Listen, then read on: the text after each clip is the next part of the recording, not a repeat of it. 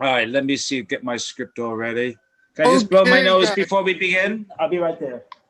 All righty, yeah. Well, you kind of need to be there at the beginning, Michael. But Yes, welcome to the 2021 beginning of the Instant Shakespeare season. I'm Paul Sugarman, the artistic director. I'm, however, presently working for the post office, so I'm out delivering mail. I think all of our cast is here. The two roles that I didn't have covered are Valentine and the second officer. I don't know if someone else wants to read them, or if Jennifer, if you could just take on all of them and be both of the lords and both of the officers. I got it. Is Ken here? Okay. Ken's here, yes. I can. Yes. And so we're on. We're live. We're on YouTube.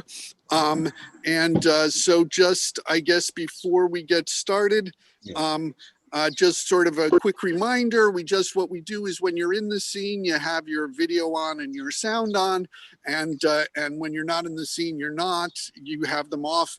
If you watch in gallery mode, then you'll just sort of see the people who are in the scene.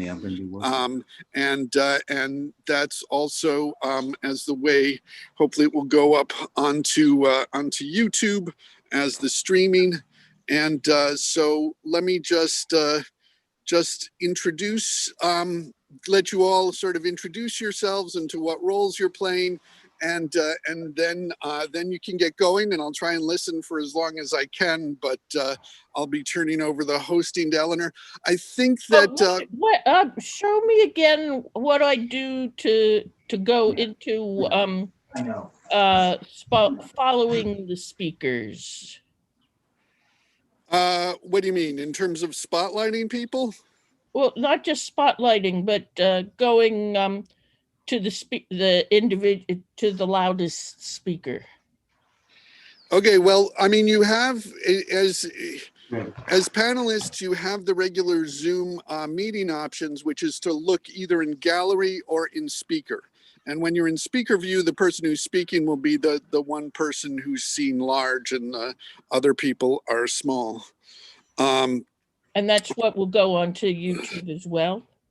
Yeah, I think once I make you host, actually I should do that now.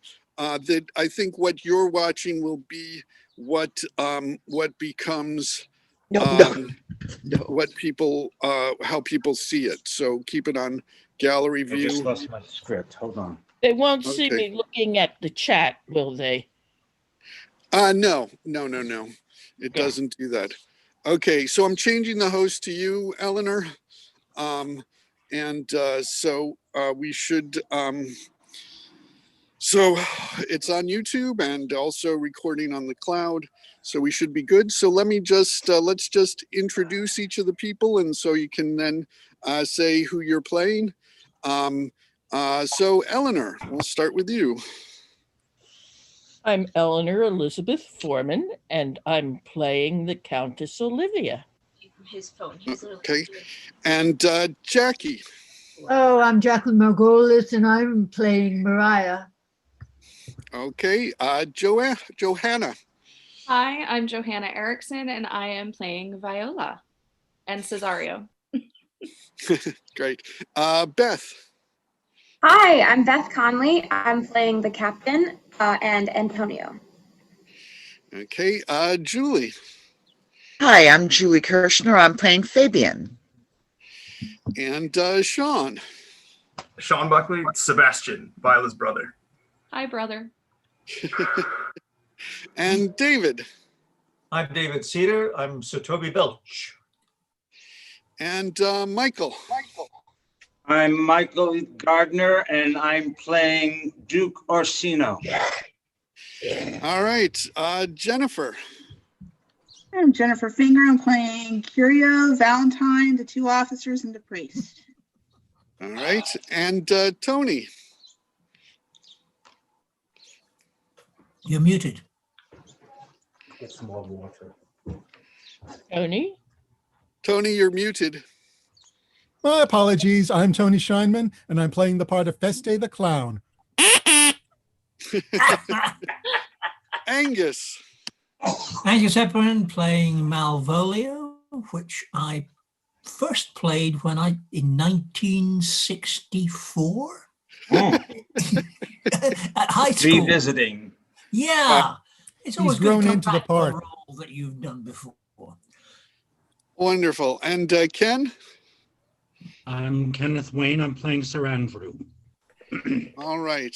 And I think that's everybody. Did I get everybody?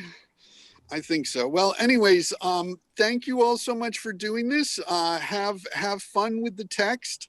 I will now stop my video and mute myself. I would say, I mean, since I'm not there, I don't think there's a need to read stage directions. Just to keep it moving and just have fun with the text. That's what it's all about. And but I do like the stage directions. It does help people with entrances. It gives people a chance to get their Zoom on too, the video. Okay, back on. does someone want to read the stage directions then? Because I won't be able to. Oh, I'll read them for you. Thank you. Okay. Okay. All right.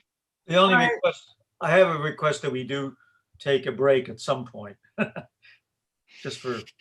Yeah, I think that's a good idea. I mean, generally, I think usually either like right before or after 3-1, I think. Either place, whichever seems like a more natural spot. I think that's good, and try and keep it brief, but I do think it's good to have a break. And yeah, so enjoy, have fun with the text, and I'll hopefully be able to be off to see the end of it. So once more, unto the breach. Okay, 12th night, or what you will. Enter Orsino, Duke of Illyria, Curio, and other lords. If music be the food of love, play on. Give me excess of it, that surfeiting the appetite may sicken and so die. That strain again, it had a dying fall. Oh, came over my ear like sound, sweet sound that breathes upon a bank of violets, stealing and giving odor. Enough, no more. 'Tis not so sweet now as it was before.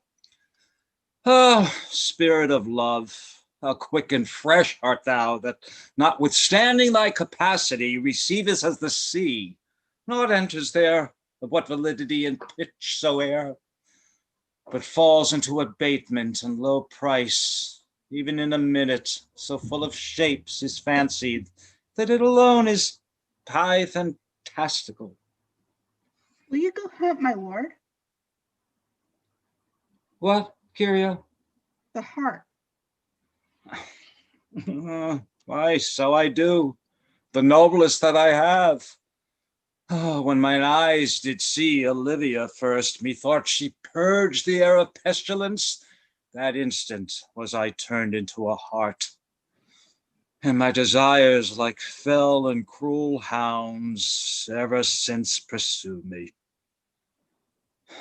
How now? What news of her? Enter Valentine. What news from her? So please, my lord, I might not be admitted, but from our handmaid I do return this answer.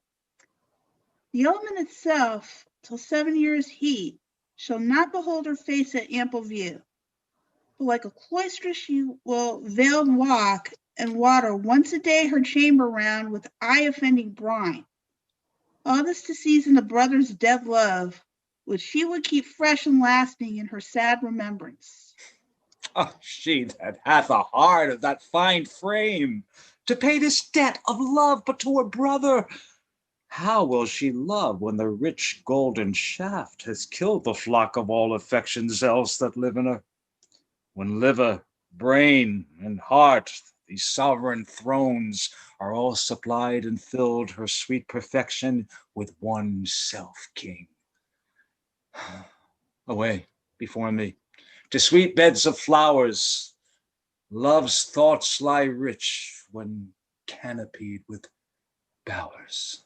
Scene Segunda, enter Viola, a captain and sailors. What country, friends, is this? This is Illyria, lady. And what should I do in Illyria? My brother, he is in Elysium. Perchance he is not drowned. What think you, sailors? It is perchance that you yourself were saved. Oh, my poor brother. And so perchance he may be. True, madam, and to comfort you with chance, assure yourself. After our ship had split, when you and those poor numbers saved with you hung on our driving boat, I saw your brother, most provident in peril, bind himself, courage and hope both teaching him the practice, to a strong mast that lived upon the sea, where like Orion on the dolphin's back, I saw him hold acquaintance with the waves, so long as I could see. For saying so there's gold. Mine own escape unfoldeth to my hope, whereto thy speech serves for authority the like of him.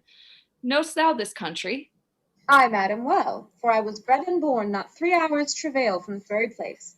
Who governs here? A noble duke in nature as in name. What is his name? Orsino. Orsino. I have heard my father name him. He was a bachelor then. And so is now, or was so very late. For but a month ago I went from hence, and then 'twas fresh in murmur, as you know what great ones do, the less will prattle of, that he did seek the love of fair Olivia. What's she? A virtuous maid, the daughter of a count that did some 12 months since, then leaving her in the protection of his son, her brother, who shortly also died, for whose dear love, they say, she hath abjured the sight and company of men.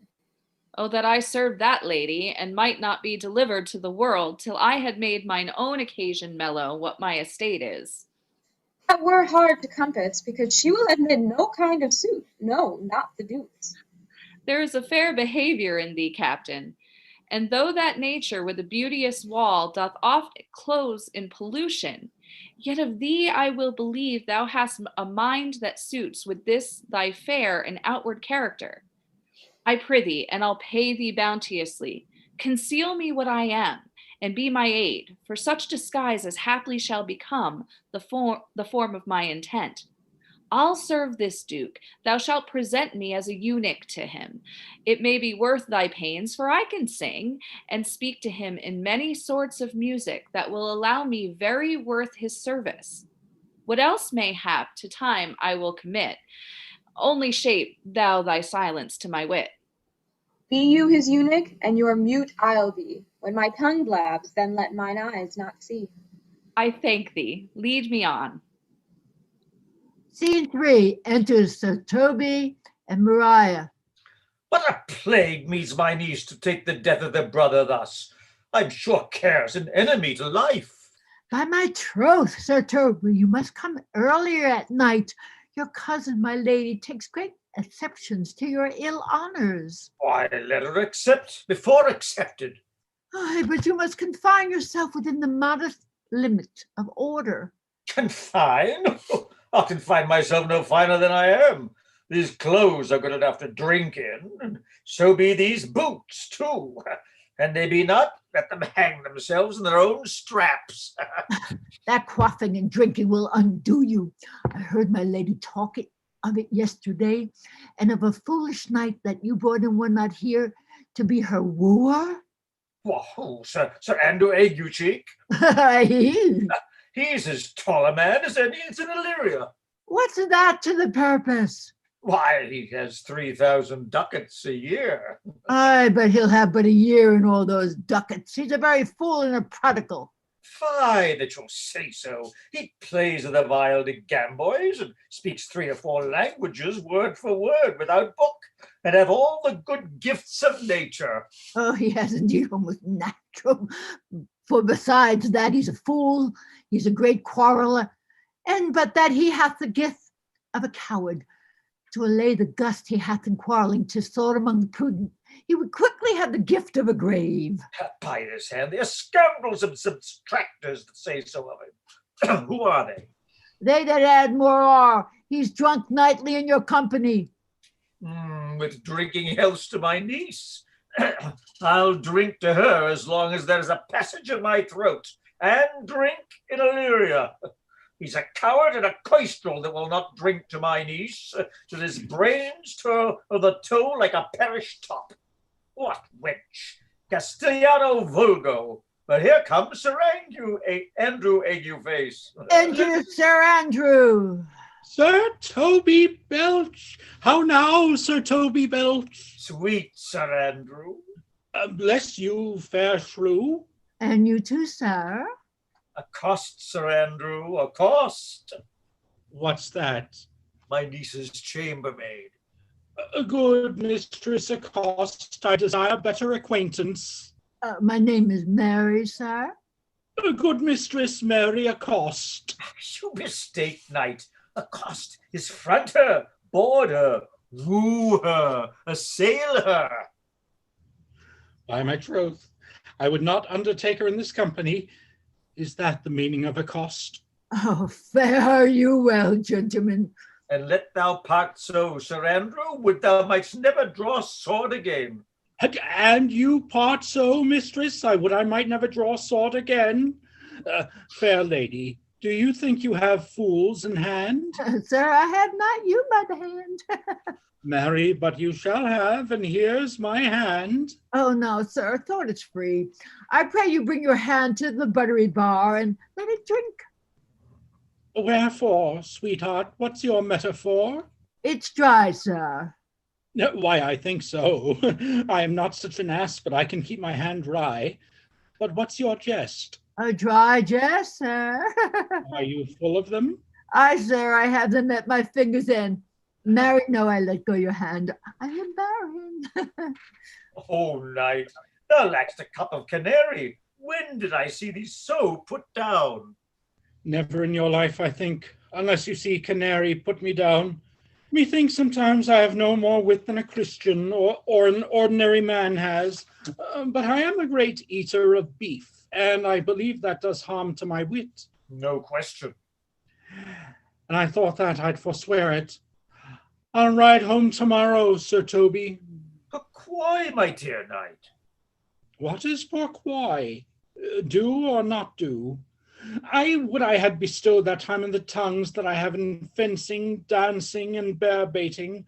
Oh, had I but followed the arts. Then hadst thou had an excellent head of hair.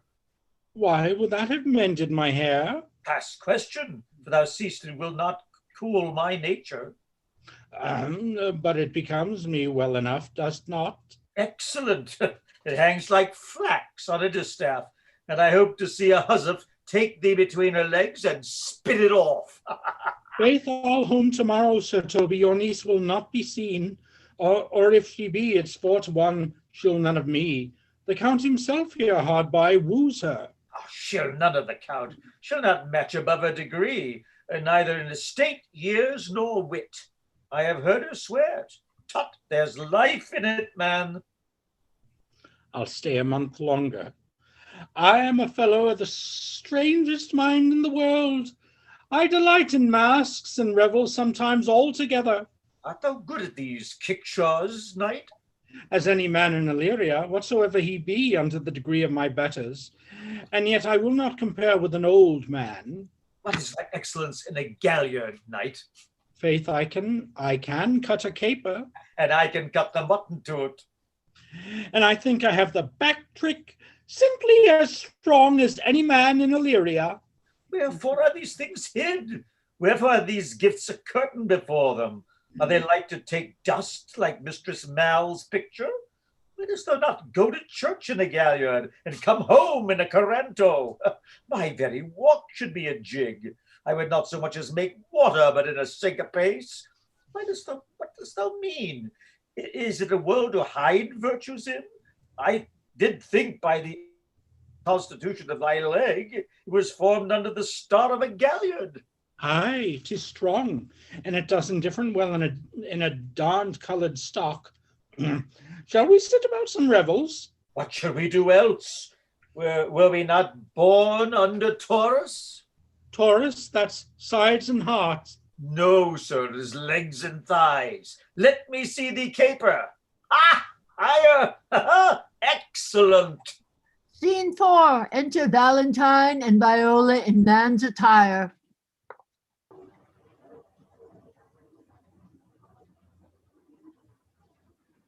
If the Duke continue these favors towards you, Cesario, you are like to be much advanced. He has known you but 3 days, and already you are no stranger. You either fear his humor or my negligence that you call in question the continuance of his love. Is he inconstant, sir, in his favors? No, believe me. Enter Duke, Curio, and attendants. I thank you. Here comes the Count. Who saw Cesario? Oh, On your attendance, my lord, here. send you a while loose, Cesario. Thou knowest no less but all. I have unclasped to thee the book, even of my secret soul. Therefore, good youth, address thy gate unto her. Be not denied access. Stand at her doors and tell them there thy fixed foot shall grow till thou have audience. Sure, my noble lord, if she be so abandoned to her sorrow as it is spoke, she never will admit me. Be clamorous and leap all civil bounds rather than make unprofited return. Say I do speak with her, my lord, what then? Oh, then unfold the passion of my love. Surprise her with discourse of my dear faith. It shall become thee well to act my woes. She will attend it better in thy youth than in a nuncio's of more grave aspect. I think not so, my lord. Dear lad, believe it. They shall yet belie thy happy years that say thou art a man. Diana's lip is not more smooth and rubious. Thy small pipe is as the maiden's organ, shrill and sound, and all is semblative a woman's part. I know thy constellation is right apt for this affair. Some 4 or 5 attend him. All, if you will. I for myself am best when least in company. Prosper well in this, and thou shalt live as freely as thy Lord to call his fortunes thine. I'll do my best to woo your lady. Yet a barful strife, who ere I woe, myself would be his wife. Scene Quinta, enter Maria and Clown. Nay, either tell me where thou hast been, or I will not open my lips so wide as a bristle may enter in way of thy excuse. My lady will hang thee for thy absence. Let her hang me. He that is well hanged in this world needs fear no colors. Make that good. He shall see none to fear. Good Lenten answer, I can tell thee where you were saying was born of I fear no colors.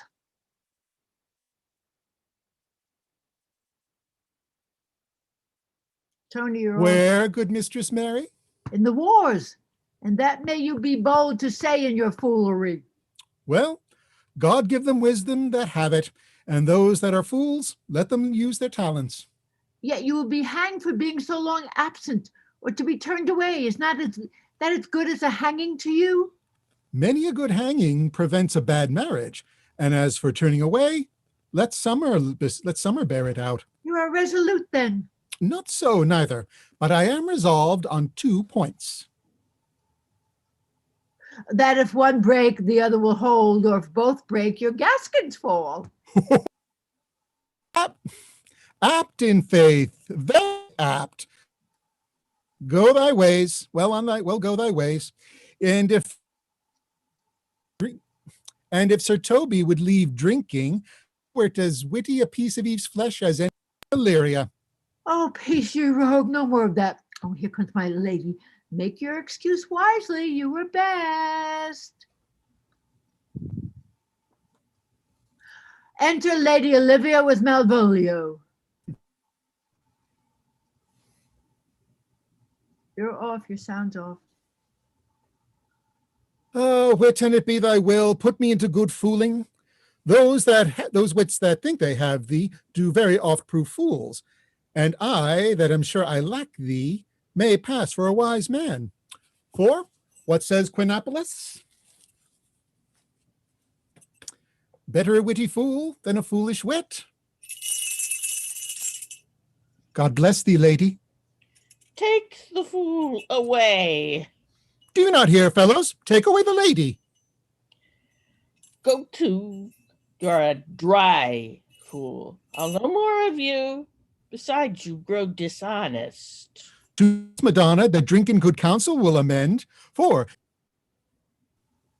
I bid the dishonest, if he do, the botcher mend him. Your sound is failing. You're muted. Virtue, Two let the faults? botcher mend him. Two faults? Clown? I, madam, the botcher that's mended. You are muted. I am not muted, madam. You were. It's switching on and off randomly. Huh. Dear, dear, dear. If that the simple syllogism was gone, what remedy?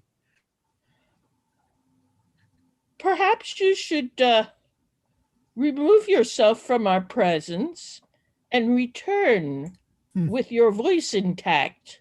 We will wait. Canst hear me now? Yes. Very well, very well. So I what shall were be those two faults? two faults, Madonna, that drink in good counsel will mend. For give the dry fool drink, then is the fool not dry. Bid the dishonest man mend himself. If he mend, he is no longer dishonest. If he cannot, let the botcher mend him. Anything that's mended is but patched. Virtue that You're off again. Off. Virtue? You're off again. There's something wrong with your sound. Tony, you're off. I believe not. Am I speaking? Now you are. You keep going off though. You should leave and come You've back. gone again. You're back. You're cutting in and out with the muting. Something's touching the key somewhere.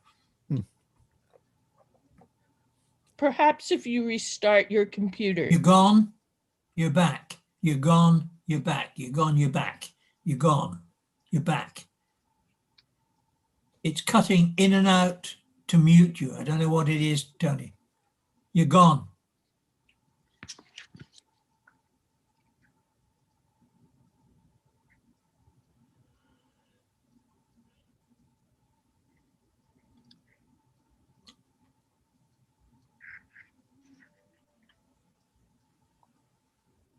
Hopefully he's rebooting his system. Audience, we apologize for technical difficulties. Please bear with us. Thank you. I shall begin again. Good. Two faults, Madonna, that drink in good counsel will mend. Forgive the dry fool drink, then is the fool not dry. Bid the dishonest man mend himself. If he mend, he is no longer dishonest. If he cannot, let the botcher mend him. Anything that's mended is but patched. Virtue that transgresses is but patched with sin, and sin that amends is but patched with virtue. If that this simple syllogism will serve, so. If it will not, what remedy? As there is no true cuckold but calamity, so beauty's a flower. The lady bade take away the fool, therefore I say again, take her away. Sir, I bade them take away you. Misprision in the highest degree, lady. Cucullus non facit manacum. That's as much as to say, as I wear not motley in my brain. Good Madonna, give me leave to prove you a fool. Can you do it? Dexterously, good Madonna. Make your proof. I must catechize you for it, Madonna. Good my mouse of virtue, answer me.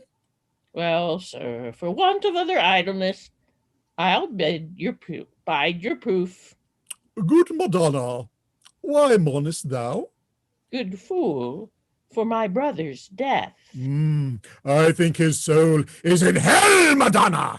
I know his soul is in heaven, fool. The more fool, Madonna, to mourn for your brother's soul being in heaven? Take away the fool, gentlemen. What think you of this fool, Malvolio? Doth he not mend? Yes, and shall do till the pangs of death shake him. Infirmity that decays the wise doth ever make the better fool. God send you, sir, a speedy infirmity, for the better increasing your folly. Sir Toby will be sworn that I am no fox, but he will not pass his word for twopence that you are no fool. How say you to that, Malvolio? I marvel your ladyship takes delight in such a barren rascal.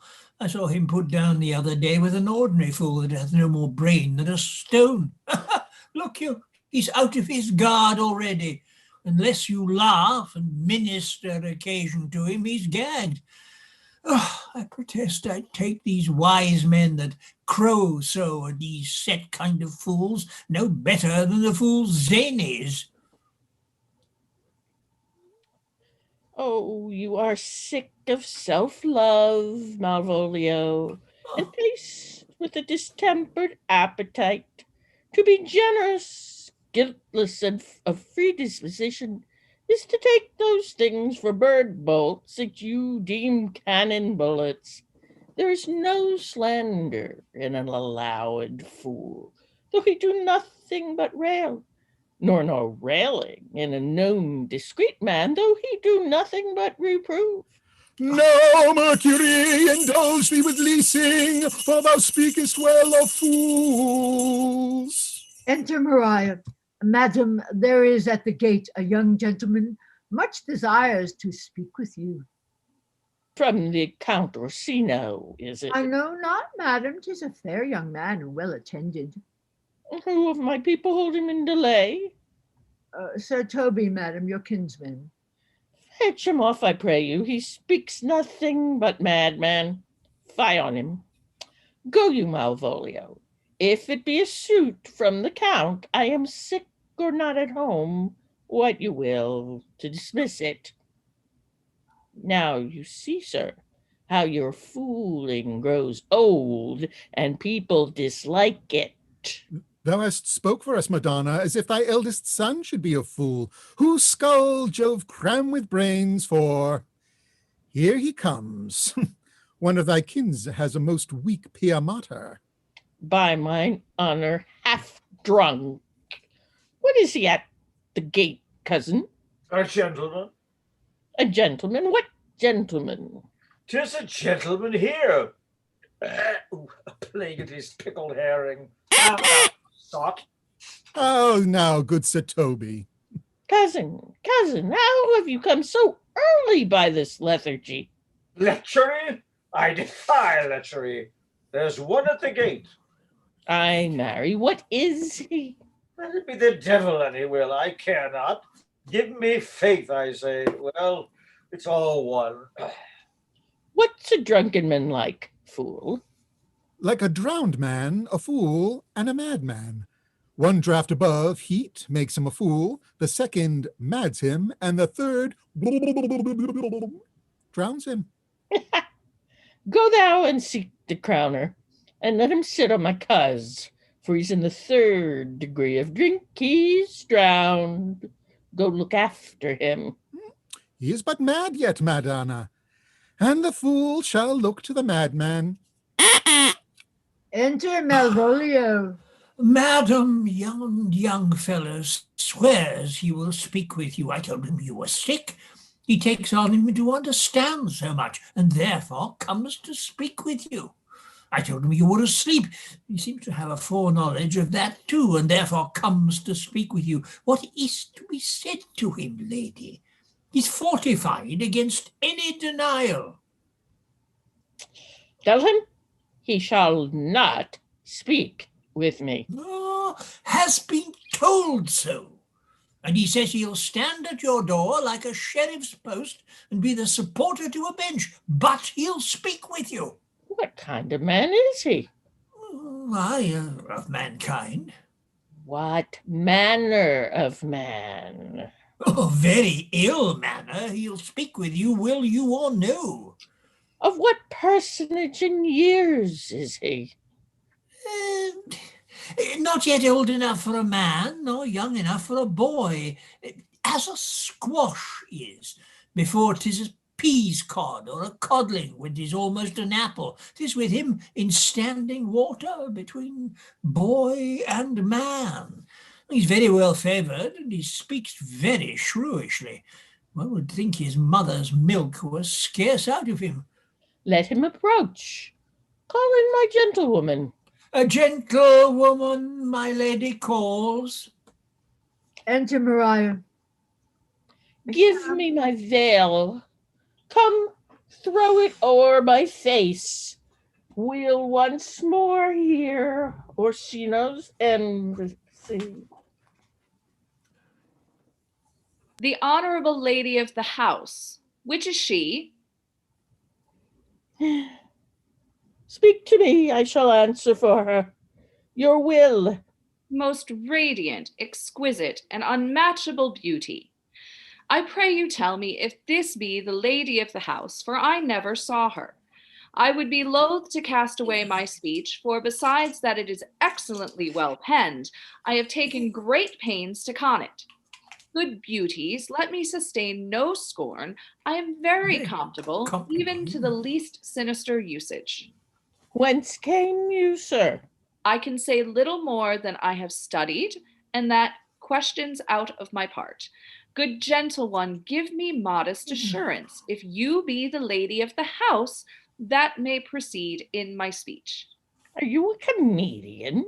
No, my profound heart, and yet, by the very fangs of malice, I swear, I am not that I play.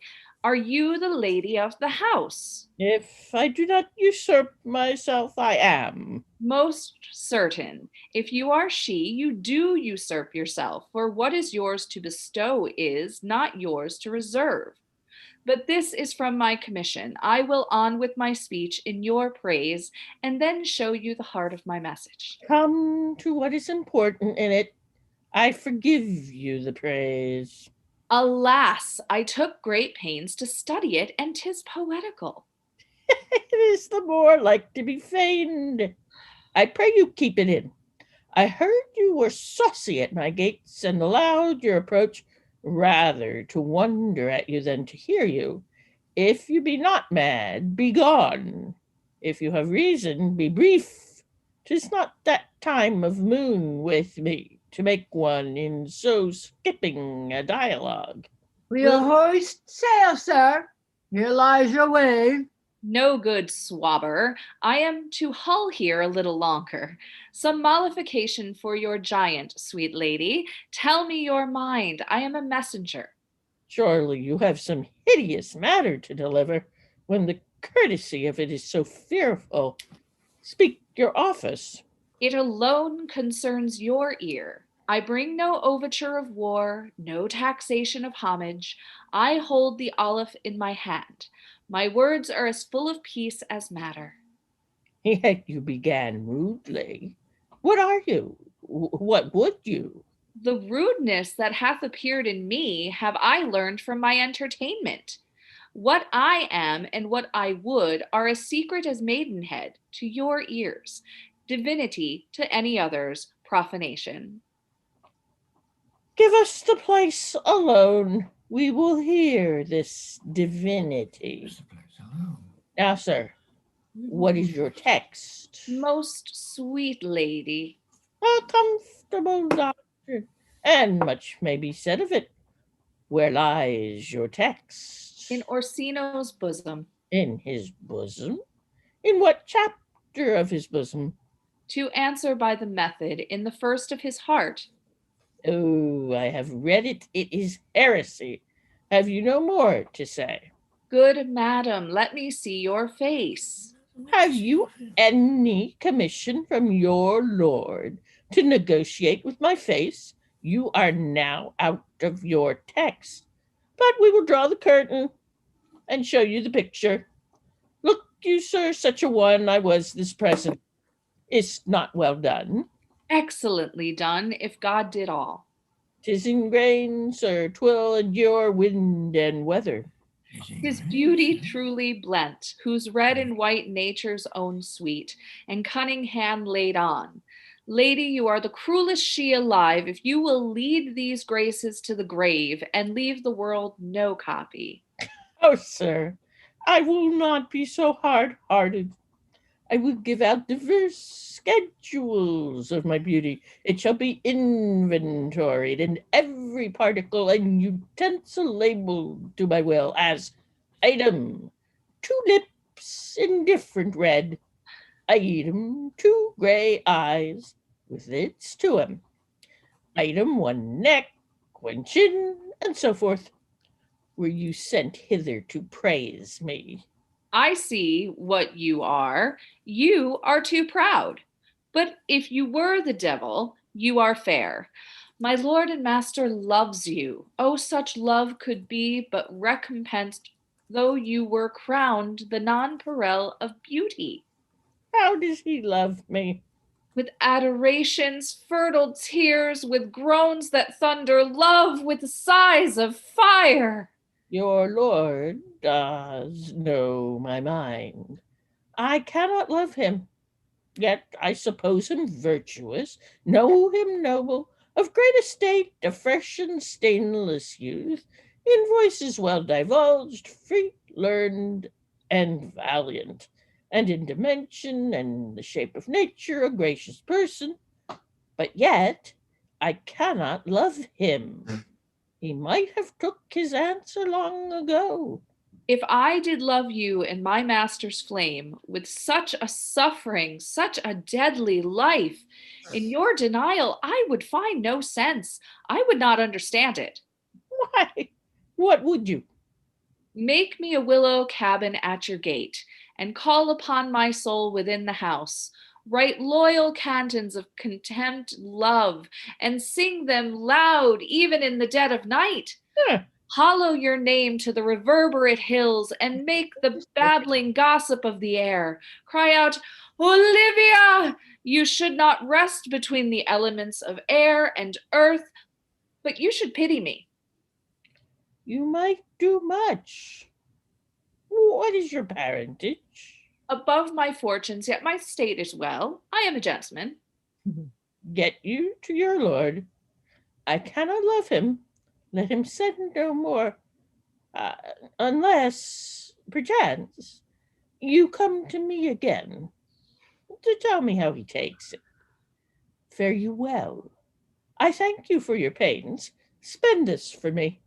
I am no feed post, lady. Keep your purse. My master, not myself, lacks recompense. Love make his heart a flint that you shall love, and let your favor, like my master's, be placed in contempt. Farewell, fair cruelty. What is your parentage? Above my fortunes, yet my state is well. I am a gentleman. I'll be sworn thou art. Thy face, thy tongue, thy limbs, actions, and spirit do give thee fivefold blazon. Not too fast. Soft, soft, unless the master were the man. How now? Even so quickly may one catch the plague? Methinks I feel this youth's perfections with an invisible and subtle stealth to creep in at mine eyes. Well, let it be. What ho, Malvolio? Enter Here, Malvolio. madam, at your service. Run after that same peevish messenger, the count's man. He left this ring behind him. Would I, or not, tell him I'll none of it? Desire him not to flatter with his lord, nor hold him up with hopes I am not for him. If that the youth will come this way tomorrow, I'll give him reasons for it. Hie thee, Malvolio. Madam, I will. I do I know not what, and fear to find mine eye too great a flatterer for my mind. Fate, show thy force. Ourselves we do not owe. What is decreed must be, and be this so. Actor secunda scene prima. Enter Antonio and Sebastian. Will you stay no longer, nor will you not that I go with you? Oh, by your patience, no. My stars shine darkly over me. The malignancy of my fate might perhaps distemper yours. Therefore, I shall crave of you your leave, that I may bear my evils alone. It were a bad recompense for your love to lay any of them on you. Let me yet know of you, whither you are bound. Oh, no, sooth, sir, my determinate voyage is a mere extravagancy. But I perceive in you so excellent a touch of modesty that you will not extort from me what I'm willing to keep in. Therefore, it charges me in manners the rather to express myself. You must know of me, then, Antonio. My name is Sebastian, which I called Rodrigo. My father was that Sebastian of Mesling, whom I know you know of. He left behind him myself and a sister, both born in an hour. If the heavens had been pleased, all would that we have so ended. But you, sir, altered that.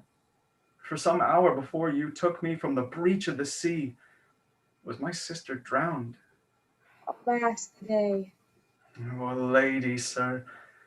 Though it was said she much resembled me, was yet of many accustomed beautiful. But though I could not with such estimable wonder over far believe that, yet thus far I will boldly publish her. Oh, she bore a mind which envy could not but call fair. Oh, she is drowned already, sir, with salt water, though I seem to drown her remembrance again with more. Pardon me, sir, your bad entertainment. Oh, good Antonio, forgive me your trouble. If you will not murder me for my love, let me be your servant. If you will not undo what you have done, that is, kill him whom you have recovered, desire it not. Fare you well at once. My bosom is full of kindness, and I am yet so near the manners of my mother, that upon the least occasion more mine eyes will tell tales of me. I am bound to the Count Orsino's court. Farewell. The gentleness of all the gods go with thee. I have many enemies in Orsino's court, else would I very shortly see thee there. But come what may, I do adore thee so, that danger shall seem sport, and I will go. Sina Segunda enter Viola and Malvolio at several doors. Were you not even now with the Countess Olivia? Even now, sir, on a moderate pace, I have since arrived but hither. She returns this ring to you, sir. You might have saved me my pains to have taken it away yourself. She adds, moreover, that you should put your lord into a desperate assurance that she will none of him. And one thing more, that you be never so hardy to come again in his affairs, unless it be to report your lord's taking of this. Receive it so? She took the ring of me, I'll none of it. Come, sir, you peevishly threw it to her, and her will is it should be so returned. If it be worth stooping for, there it lies in your eye. If not, be it his that finds it. He exits. I left no ring with her. What means this lady? Fortune forbid my outside have not charmed her. She made good view of me, indeed, so much that methought her eyes had lost her tongue. For she did speak and starts distractedly. She loves me, sure. The cunning of her passion invites me in this churlish messenger. None of my rings? My lord's rings? Why, he sent her none. I am the man, if it be so as 'tis. Poor lady, she were better love a dream. Disguise, I see thou art a wickedness, wherein the pregnant enemy does much. How easy is it for the proper false in women's waxen hearts to set their forms? Alas, oh frailty is the cause, not we, for such as we are made, if such we be. How will this fadge? My master loves her dearly, and I, poor monster, fond as much on him. And she, mistaken, seems to dote on me. What will become of this? As I am man, my state is desperate for my master's love. As I am woman, now alas the day! What thriftless sighs shall poor Olivia breathe? O time, thou must untangle this, not I. It is too hard a knot for me to untie. Scena tertio. Enter Sir Toby and Sir Andrew. Approach, Sir Andrew. Not to be abed after midnight is to be up betimes. And deliculo sugere, thou knowest. Nay, by my troth, I know not. But I know to be up late is to be up late. Ah, a false conclusion. I hate it as an unfilled can. To be up after midnight and to go to bed then is early, so that to go to bed after midnight is to go to bed betimes. Does not our lives consist of the 4 elements? Faith, so they say. But I think it rather consists of eating and drinking. Thou art a scholar. There, let us therefore eat and drink. Marion, I say, a stoup of wine. There comes the fool of faith. How now, my hearts? Did you never see the picture of we three? Ah, welcome, ass. Now, let's have a catch. By my troth, the fool has an excellent breast. I'd rather than 40 shillings I had such a leg, and so sweet a breath to sing as the fool hath. In sooth, thou wast in very gracious fooling last night when thou spokest of Pigrogromatus, of the Vapians passing the equinoctial of Cubus. 'Tis very good, i' faith. I sent thee 6pence for thy layman, hadst it? I did in Pentecost thy gratility, for Malvolio's nose is no whipstock, my lady has a white hand, and the myrmidons are no bottle ale houses. Excellent! Why, this is the best fooling when all is done. Now, a song. Come on, there's 6pence for you. Let's have a song. There's a testrel of me too. If one night give up. Would you have a love song or a song of good life? A love song, a love song. I care not for good life. Oh, mistress mine, where are you roaming? Oh, stay and hear your true love's coming, that can sing both high and low, that can sing both high and low. Trip no further, pretty sweeting, journeys end in lovers' meeting. Every wise man's son doth know, every wise man's son doth know. Excellent, good, i' faith. Good, good. What is love? 'Tis not hereafter. Present mirth hath present laughter. What's to come is still unsure. What's to come is still unsure. In delay there lies no plenty. Then come kiss me, sweet and 20. Youth's a stuff will not endure. Youth's a stuff will not endure.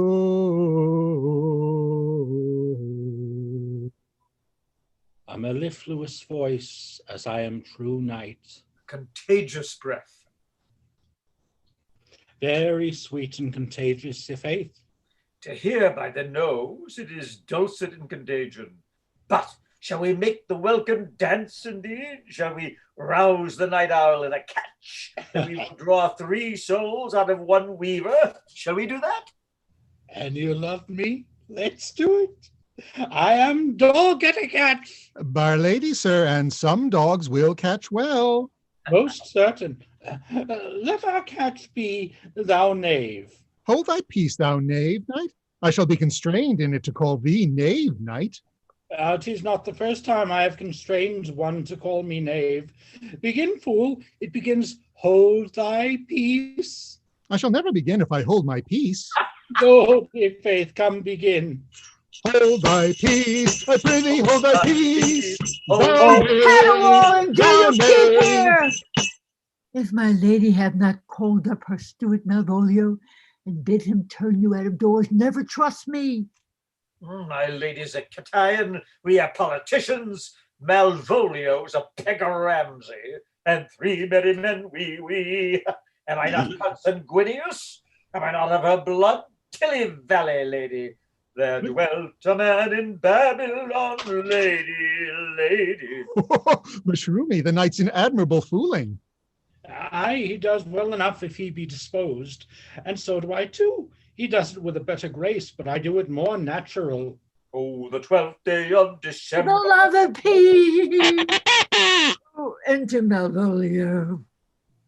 My masters, are you mad, or what are you? Have you no wit, manners, nor honesty, but to gabble like kinkers at this time of night? Do ye make my lady's house into an alehouse, that ye squeak out your cosiest catches without any mitigation or remorse of voice? Is there no respect of place, persons, nor time in you? Did keep time, sir, in our catches. Sneck up. Sir Toby, I must be round with you. My lady bade me tell you that though she harbours you as a kinsman, she's nothing allied to your disorders. If you can separate yourself and your misdemeanours, you are welcome to the house. If not, and it would please you to take leave of her, she is very willing to bid you farewell. Farewell, dear heart, since I must needs be gone. Nay, good Sir Toby. His eyes do show his days are almost done. Even so? But I will never die. Sir Toby, there you lie. Oh, this is much credit to you. Shall I bid him go? What and if you do? Shall I bid him go and spare not? No, you dare not. Out of tune, sir, you lie. Any more than a steward? Dost thou think because thou art virtuous, there shall be no more cakes and ale? Yes, by St. Anne, and ginger shall be hot in the mouth too. That and right. Go, sir. Rub your chain with crumbs. A stoup of wine, Maria. Mistress Mary, if you prized my lady's favour at anything more than contempt, you would not give means for this uncivil rule.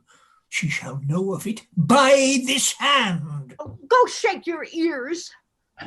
'Twere as good a deed as to drink when a man's a hungry to challenge him to the field, and then to break promise with him and make a fool of him. Do it, knight. I'll write thee a challenge, or I'll deliver thy indignation to him by word of mouth. Oh, sweet Sir Toby, be patient for tonight. Since the youth of the Count's was today with my lady, she is much out of quiet.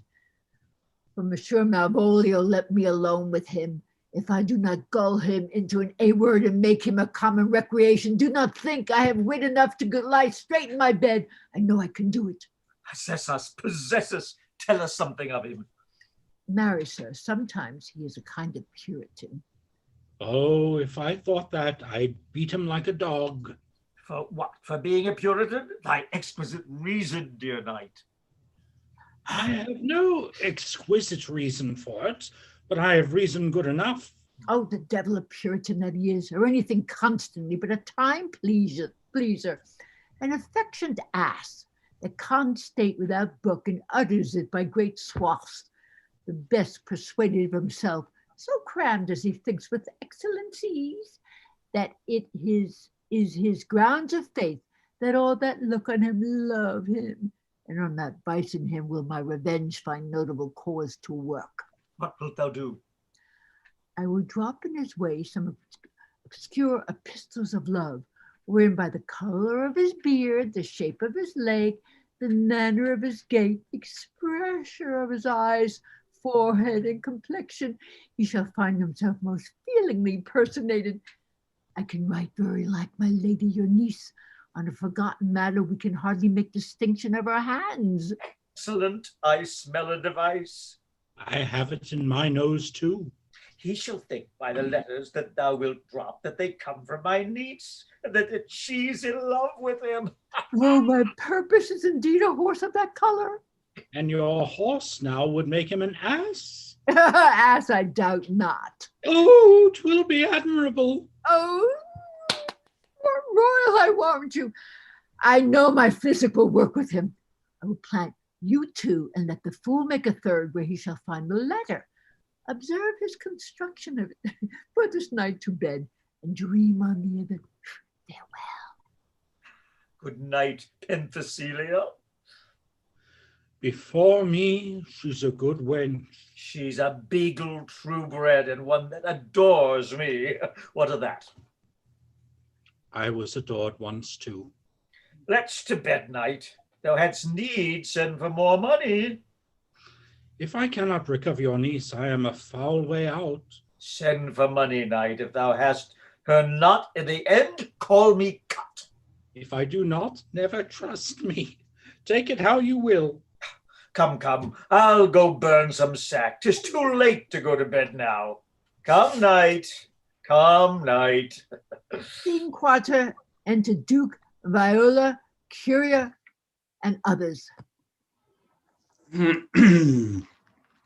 Give me some music. Now, good morrow, friends. Now, good Cesario.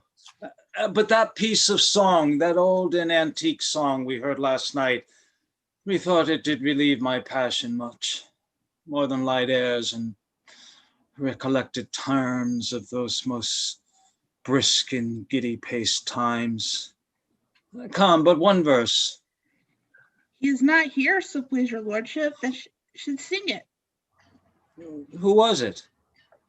Feste the jester, my lord, a fool that the Lady Olivia's father took much delight in. He is about the house. Oh, seek him out and play that tune the while. Come hither, boy. If ever thou shalt love in the sweet pangs of it, remember me, for such as I am, all true lovers are, unstaid and skittish in all motions else, save in the constant image of the creature that is beloved. How does thou like this tune? It gives a very echo to the seat where love is throned. Thou dost speak masterly. My life upon it, young though thou art, thine eye hath stayed upon some favor that it loves. Hath it not, boy? A little, by your favor. What kind of woman was it? Of your complexion. She is not worthy then. What years in faith? About your years, my lord. Ah, too old by heaven. Let still the woman take an elder than herself. So wears she to him. So sways she levels in her husband's heart. For boy, however we do praise ourselves, our fancies are more giddy and unfirm, more longing, wavering, sooner lost in mourn than women's are. I think it well, my lord. Then let thy love be younger than thyself, for thy affection cannot hold the bent. For women are as roses, whose fair flower, being once displayed, doth fall that very hour. And so they are, alas, that they are so, to die even when they to perfection grow. Oh, fellow, come. The song we had last night, mark it, Cesario. It is old and plain. The spinsters and the knitters in the sun and the free maids that weave their thread with bones do use to chant it. It is silly, sooth, and dallies with the innocence of love, like the old age. Are you ready, sir? I prithee, sing. Come away,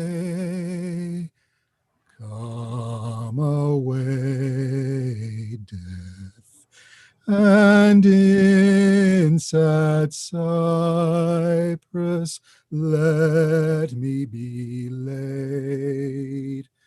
Fly away,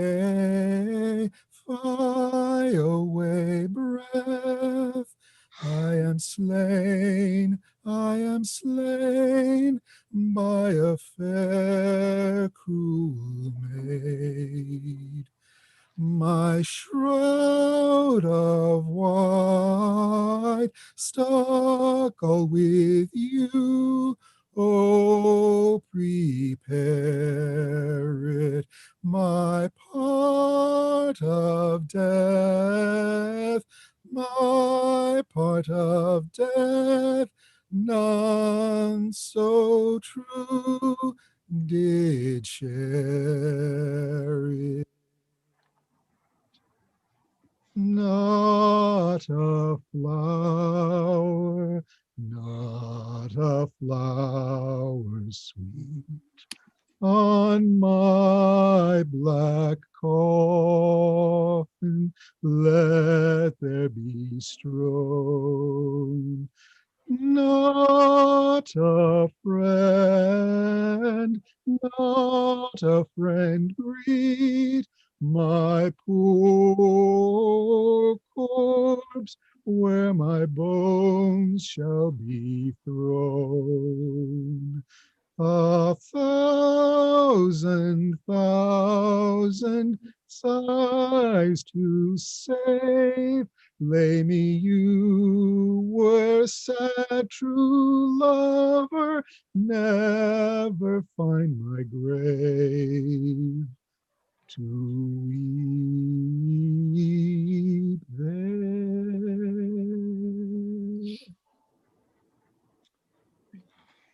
There, it's for thy pains.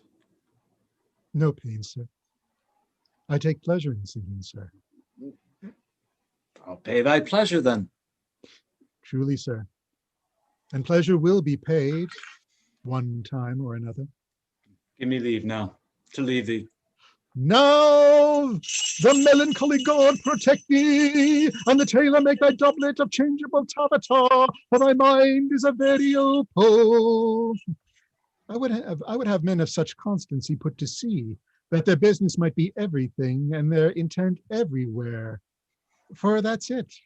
That always makes a good voyage of nothing. Farewell. Let all, let all the rest get peace. Once more, Cesario, get thee to yon same sovereign cruelty. Tell her my love, more noble than the world, prizes not the quantity of dirty lands, that parchin that fortunes has bestowed upon her. Tell her I hold as giddily as fortune. But 'tis that miracle and queen of gems that nature pranks her in attracts my soul. But if she cannot love you, sir. It cannot be so answered. Sooth, but you must. Say that some lady, as perhaps there is, hath for your love as great a pang of heart as you have for Olivia. You cannot love her. You tell her so. Must she not then be answered? There is no woman's sides can bide the beating of so strong a passion as love doth give my heart. No woman's heart so big to hold so much.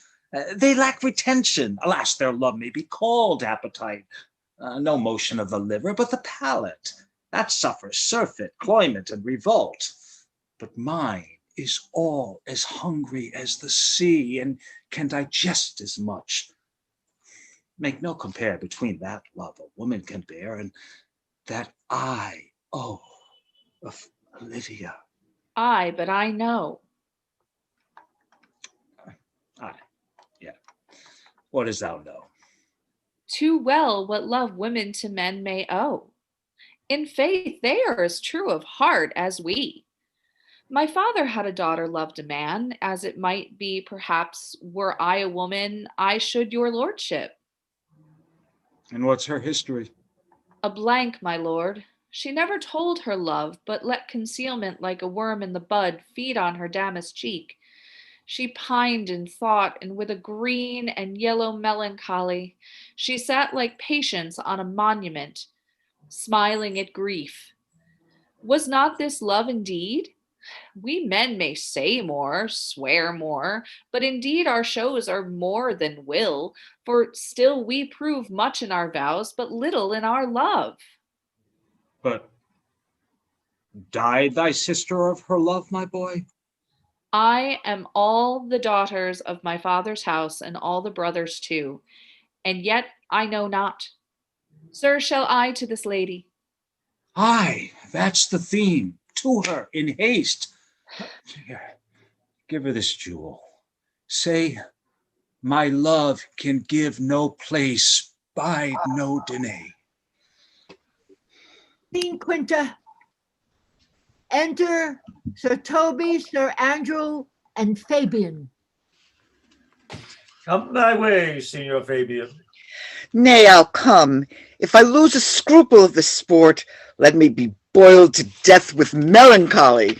Wouldst thou not be glad to have the niggardly rascal sheep-biter come by some notable shame? I would exult, man. You know he brought me out of favor with my lady about a bear baiting here. To anger him, we'll have the bear again, and we will fool him black and blue. Shall we not, Sir Andrew? Oh, and we do not. It is pity of our lives. Here comes the little villain. How now, my metal of India? Get you all three into the box tree. Malvolio is coming down this walk. He's been yonder in the sun, practicing behavior to his own shadow. Power. Observe him for the love of mockery, for I know the letter will make him a contemplative idiot of him. Close in the name of jesting, lie thou there, for here comes the trout that must be caught with ticking. It is but fortune. All is fortune. Maria once told me she did affect me, and I have heard herself come thus near that should she fancy it should be one of my complexion. Besides, she uses me with a more exalted respect than anyone else that follows her. What should I think on't? Here's an overweening rogue. Oh, peace. Contemplation makes a rare turkey cock of him. How he jets under his advanced plumes. Like I could so beat the rogue. Peace, I say. To be Count Malvolio. Oh, rogue. Pistol him, pistol him. Peace, peace. There is an example for it. The lady of the stretcher married the yeoman of the wardrobe. Eye on him, Jezebel. Oh, peace. Now he's deeply in. Look how imagination blows him. Having been 3 months married to her, sitting in my state. Oh, a stone bowl to hit him in the eye. Calling my officers about me in my branched velvet gown, having come from my daybed where I have left Olivia sleeping. Fire and brimstone. Peace, peace. And then to have the humour of state, and after demure travail of regard, telling them I know my place, as I would they should do theirs, to ask for my kinsman Toby. Bolts and shackles. Oh, peace, peace, peace now. 7 of my people, with an obedient start, make out for him. I frown a while, and perchance wind up my watch or play with some rich jewel. Toby approaches, curtsies to me there. Shall this fellow live? Through our silence be drawn from us with cars, yet peace. I extend my hand to him thus, quenching my familiar smile with an austere regard of control. Does not Sir Toby take you a blow on the lips then? Saying, Cousin Toby, my fortunes having cast me on your niece, give me this prerogative of speech. What? You must amend your drunkenness. Out, scab. Nay, patience, or we break the sinews of our plot. Besides, you waste the treasure of your time with a foolish knight. That's me, I warrant you. One Sir Andrew. I knew 'twas I, for many do call me fool. What employment have we here? Now is the woodcock near the gin. The spirit of humour's intimate reading aloud to him. By my life, this is my lady's hand. These be her very C's, her U's, and her T's, and thus she makes her great P's. It is in contempt of question, her hand. Her C's, her U's, and her T's? Why that? To the unknown beloved, this and my good wishes. Oh, her very phrases. Oh, by your leave, wax soft, and the impression her of her Lucrece, with which she uses to seal. 'Tis my lady. But whom should this be? This wins him, liver and all. Jove knows I love, but who? Lips do not move, no man must know. Oh, no man must know? What follows? The numbers are altered. No man must know. If this should be thee, Malvolio. Mary, hang thee, Brock. I may command where I adore, but silence like a Lucrece knife with bloodless stroke my heart doth gore. Moai doth sway my life. A fustian riddle. Excellent wench, say I. Moai doth sway my life. Oh, nay, but first let me see. What dish of poison has she dressed him? And with what wing the stallion checks at it? I may command where I adore. Why, she may command me. I serve her, she is my lady. Why, this is evident to any formal capacity. There is no obstruction in this. And the end. What should that alphabetical position portend? If I could make that resemble something in me. Softly. M-O-A-I. Oh, I make of that. Here's now at a cold scent. Souter will cry upon it for all this, though it be as rank as a fox. M. Malvolio, M? Why, that begins my name. Did I not say he would work it out? The cur is excellent at faults. M. Yeah, but then there is no consonancy in the sequel that suffers under probation. A should follow, but O does. And O shall end, I hope. Aye, or I'll cudgel him and make him cry, oh. And then I comes behind.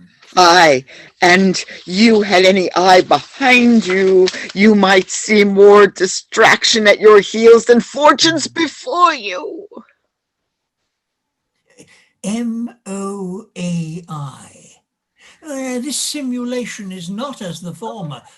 Oh, and yet, to crush it a little, it would bow to me for E.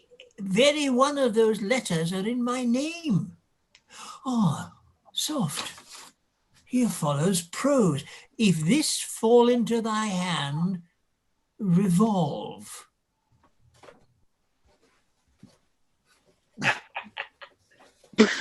In my stars I am above thee, but be not afraid of greatness.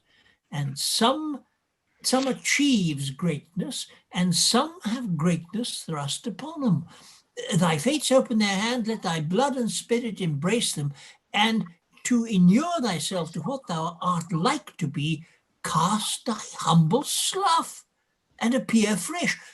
Be opposite with a kinsman, surly with servants, let thy tongue tang arguments of state, put thyself into the trick of singularity. She thus advises thee that sighs for thee. Remember who commended thy yellow stockings, and wished to see thee ever cross-gartered? I say, remember, go to, thou art made if thou desirest to be so. If not, let me see thee a steward still. The fellow of servants, and not worthy to touch fortune's fingers. Farewell. She that would alter services with thee, the fortunate unhappy, Daylight and champion discovers not more. Well, this is open. I will be proud. I will read politic authors. I will baffle Sir Toby. I will wash off gross acquaintance. I will be point devise, the very man. Well, I do not now fool myself to let imagination jade me, for every reason excites to this, that my lady loves me. Well, she did commend my yellow stockings of late. She did praise my leg being cross-gartered, and in this she manifests herself to my love, and with a kind of injunction drives me to these habits of her liking. Oh, I thank my stars, I am happy. I will be strange, stout in yellow stockings and cross-gartered, even with the swiftness of putting on. Jove and my stars be praised. Yet here is a postscript. Thou canst not choose but know who I am. If thou entertainst my love, let it appear in thy smiling. Thy smiles become thee well. Therefore, in my presence, still smile, dear my sweet, I prithee. Oh, Jove, I thank thee. I will smile. I will do everything that thou wilt have of me. Oh, I will not give my part of this sport for a pension of thousands to be paid from this Sophie. I could marry this wench for this device. So could I too. And ask no other dowry with her but such another jest. Nor I neither. Here comes my noble gull-catcher. Wilt thou set thy foot on my neck? Or am I neither? Shall I play my freedom at tray trap and become thy bond slave? Ye faith, or I either. Why, now it could have been such a dream that when the image of it leaves him, he must run mad. Nay, but say true, does it work upon him? Like aquavit with a midwife. If you would enter the fruits of the sport, mark his first approach before my lady. You will come to her in yellow stockings, and 'tis a color she abhors, and cross-gartered, fashion she detests. And he will smile upon her, which will now be so unsuitable to her disposition, being addicted to a melancholy as she is, that cannot but turn her into a notable contempt. If you will see it, follow me. Like dates of Tartar, the most excellent devil of wit. I'll make one too.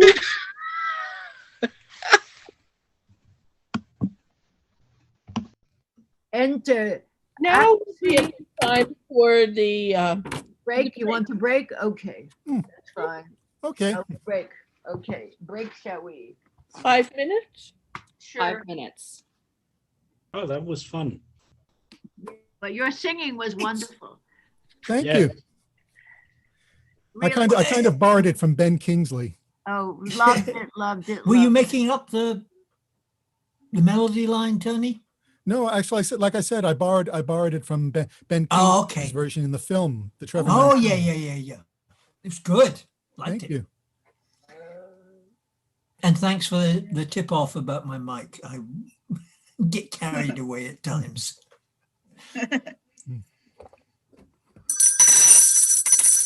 So that means I played this I role like your hat. last about 55, nearly 60 years ago. Shit. What were you about to say? Someone? I About my hat? was about to say I like your hat. Oh, thank you. Yeah. I have I've got something better for a little later if you'll be patient. Good. Oh, look You at can my hats that I have on virtual. Here's one. Yeah. Here's another. That's great. And here's a third. Which do you I'm- like best? Well, I'm going Cirque du Soleil today. If you I'm, take a closer I'm look. envious of all these people who've got access to props. It really does help. I'm sitting in my flat in London. I've got some of the stuff home over. You'll from never the guess where States. this one came from. Where? Phantom of the Opera. Really? This is an original Broadway prop.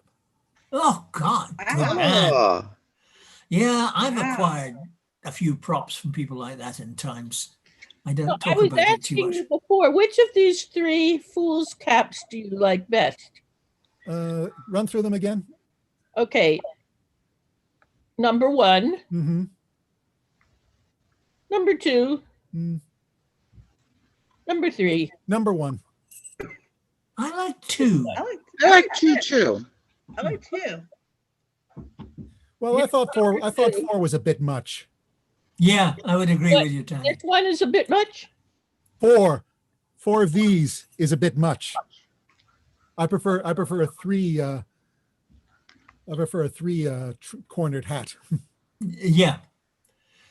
Much more appropriate.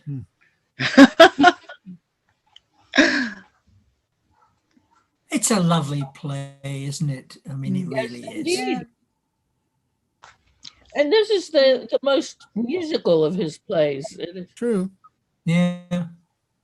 I saw it done in Brooklyn by the Bridge Project. It was one of the first plays they did when the Bridge Project started, the one that links an American company with a British company. And that lovely scene where Viola is sort of caught as the Duke is talking to her. And I had a brother once. He was naked in a bath and she was being forced to wipe his back with a sponge. And it was driving her up the wall, Yeah. you know, touching her love, but unable to say anything about it. It was great. Does anyone remember the Helen Hunt production? That was I the one done at remember it. Lincoln Center. There was some good things in it. I hated the Olivia. You didn't? Oh yeah. I rather like the Festi. He was a bit harsher. David Patrick Kelly. Yeah. I actually No, a lot of that I like actually quite have that well. on videotape. Yeah, I like that one. You have?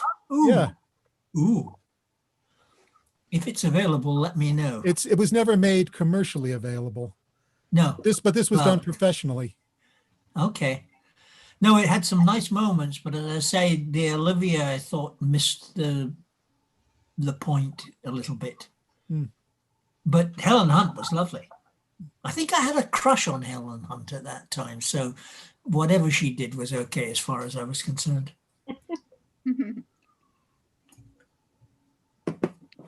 But it's a joy to do it because it has those lovely, very intimate, romantic moments.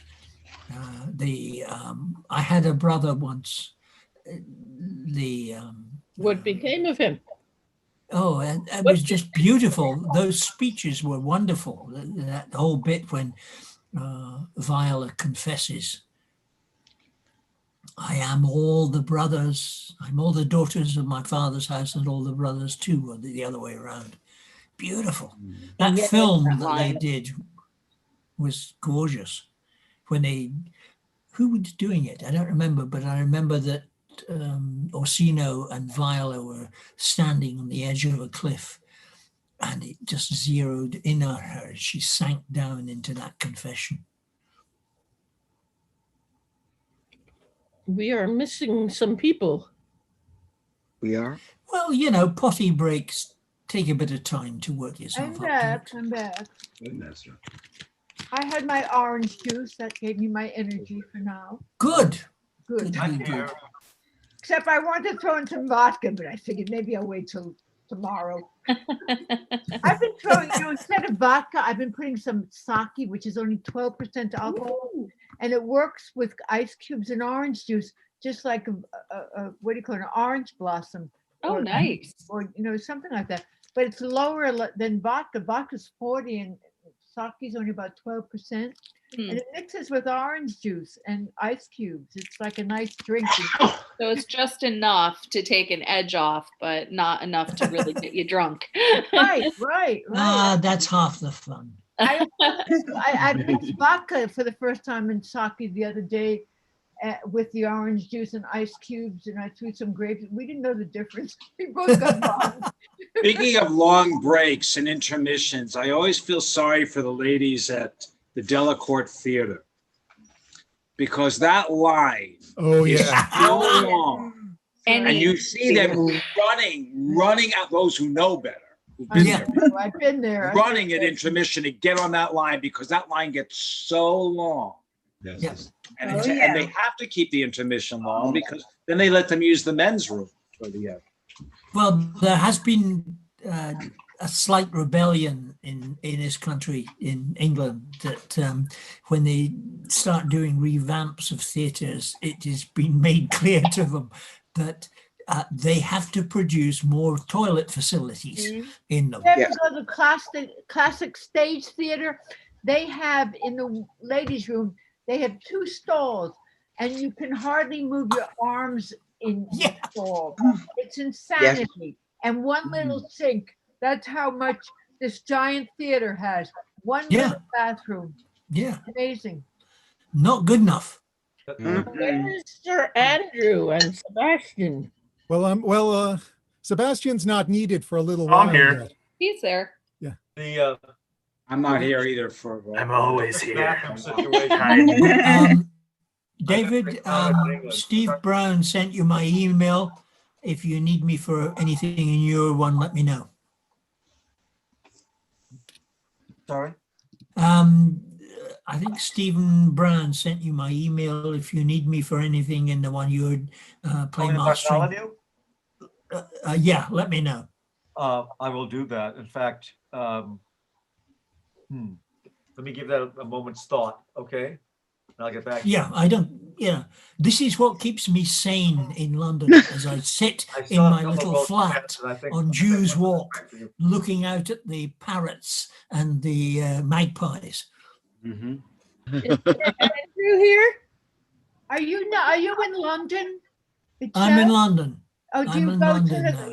I've been to the castle there where she has all her birds. That was the most beautiful place I've been. It was really beautiful. The Queen. Well, what happened is Buckingham over the Palace. years, people have bought African green ringneck parakeets and they've escaped. So now we have large flocks in southeast London of African green ringneck parakeets. Oh, wow. Well, not that they're quite attractive to look at, but they make this awful noise. It's sort of a raucous as they fly around. But great clouds of them come across. Wow. I was talking about parrots. I was rehearsing a show down in St. Augustine, Florida, and I hear this racket coming from trees, and I looked over. We were working at a little. Here, everybody's here now. Yeah. Okay. Anyway, a tree full of green parrots. Yeah. Talk to you later, David. Oh, I wanted to ask one question. Is Yes. it Maria or Mariah? Or just Mariah. It is Mariah. That's what I thought. Right. Okay, are we all ready to proceed? Depends on your country, actually. Yes, Ready. I know, because Angus said Maria, and I said, "Oh my God, I've been saying Mariah." all the time. I think Mariah is probably more acceptable. Yeah, I heard of the other people who have done this call her Mariah, so I just followed along. Yeah. Yes. Okay. All right. So we are in Act 3, Scene Prima. Enter Viola and Clown. Save thee, friend, and thy music. Dost thou live by thy tabor? No, sir. I do live by the church. Art thou a churchman? No such matter, sir. I do live by the church. For I do live at my house, and my house doth stand by the church. So thou mayst say the king's lies by a beggar, if a beggar dwell near him. Or the church stands by thy tabor, if thy tabor stand by the church. You have said, sir. To see this age, a sentence is but a cheveril glove to a good wit. How quickly the wrong side may be turned outward. Nay, that's certain. They that dally nicely with words may quickly make them wanton. I would, therefore, my sister had no name, sir. Why, man? Why, sir? Her name's a word, and to dally with that word might make my sister wanton. But indeed, words are very rascals, since bonds disgraced them. Drops thy reason, man?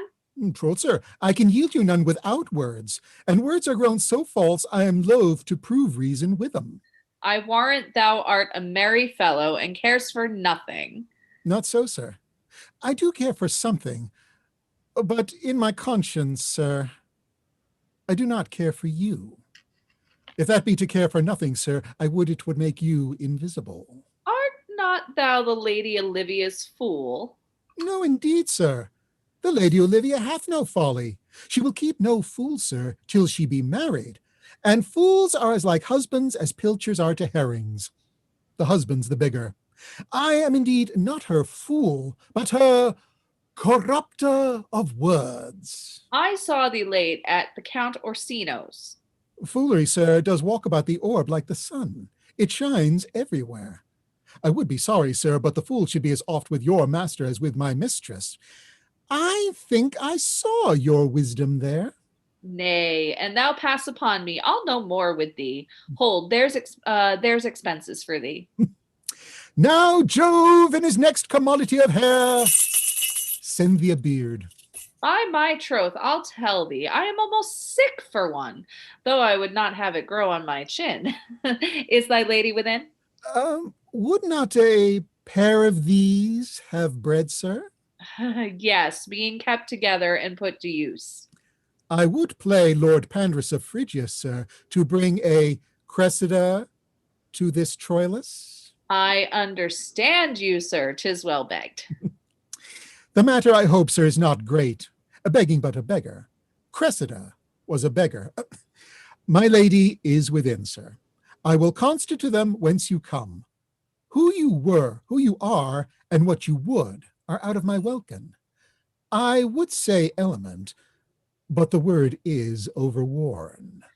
This fellow is wise enough to play the fool, and to do that well, craves a kind of wit.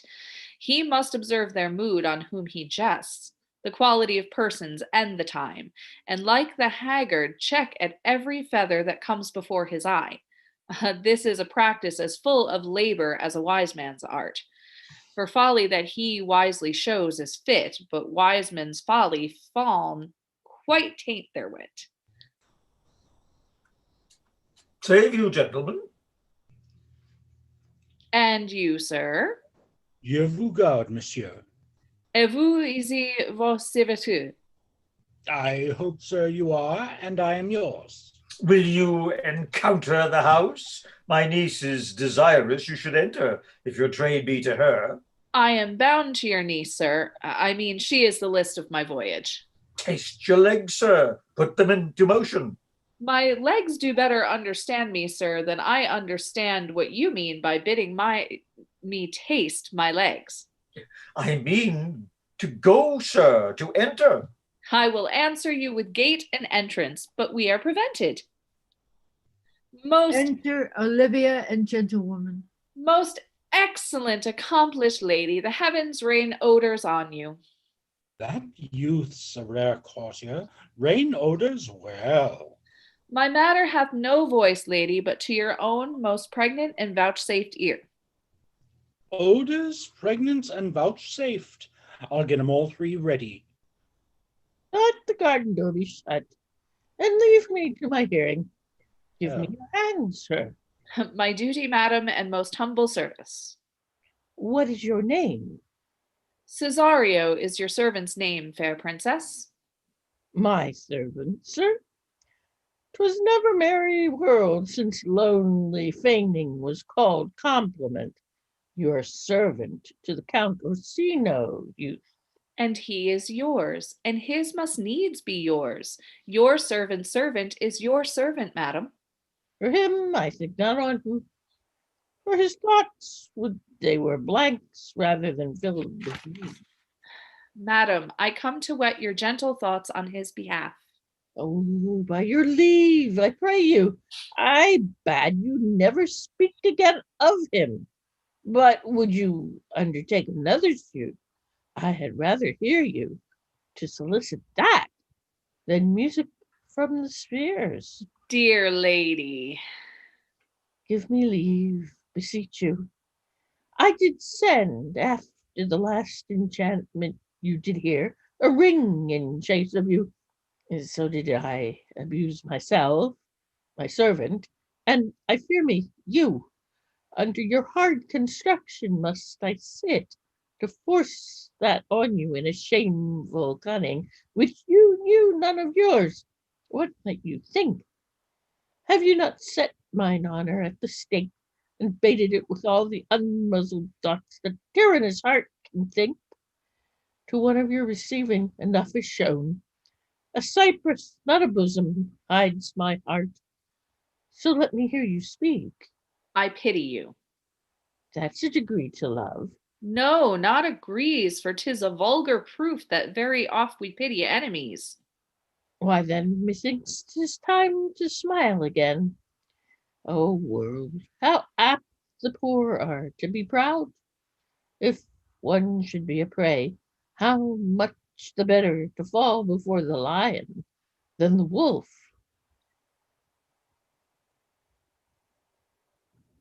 The clock upbraids me with the waste of time.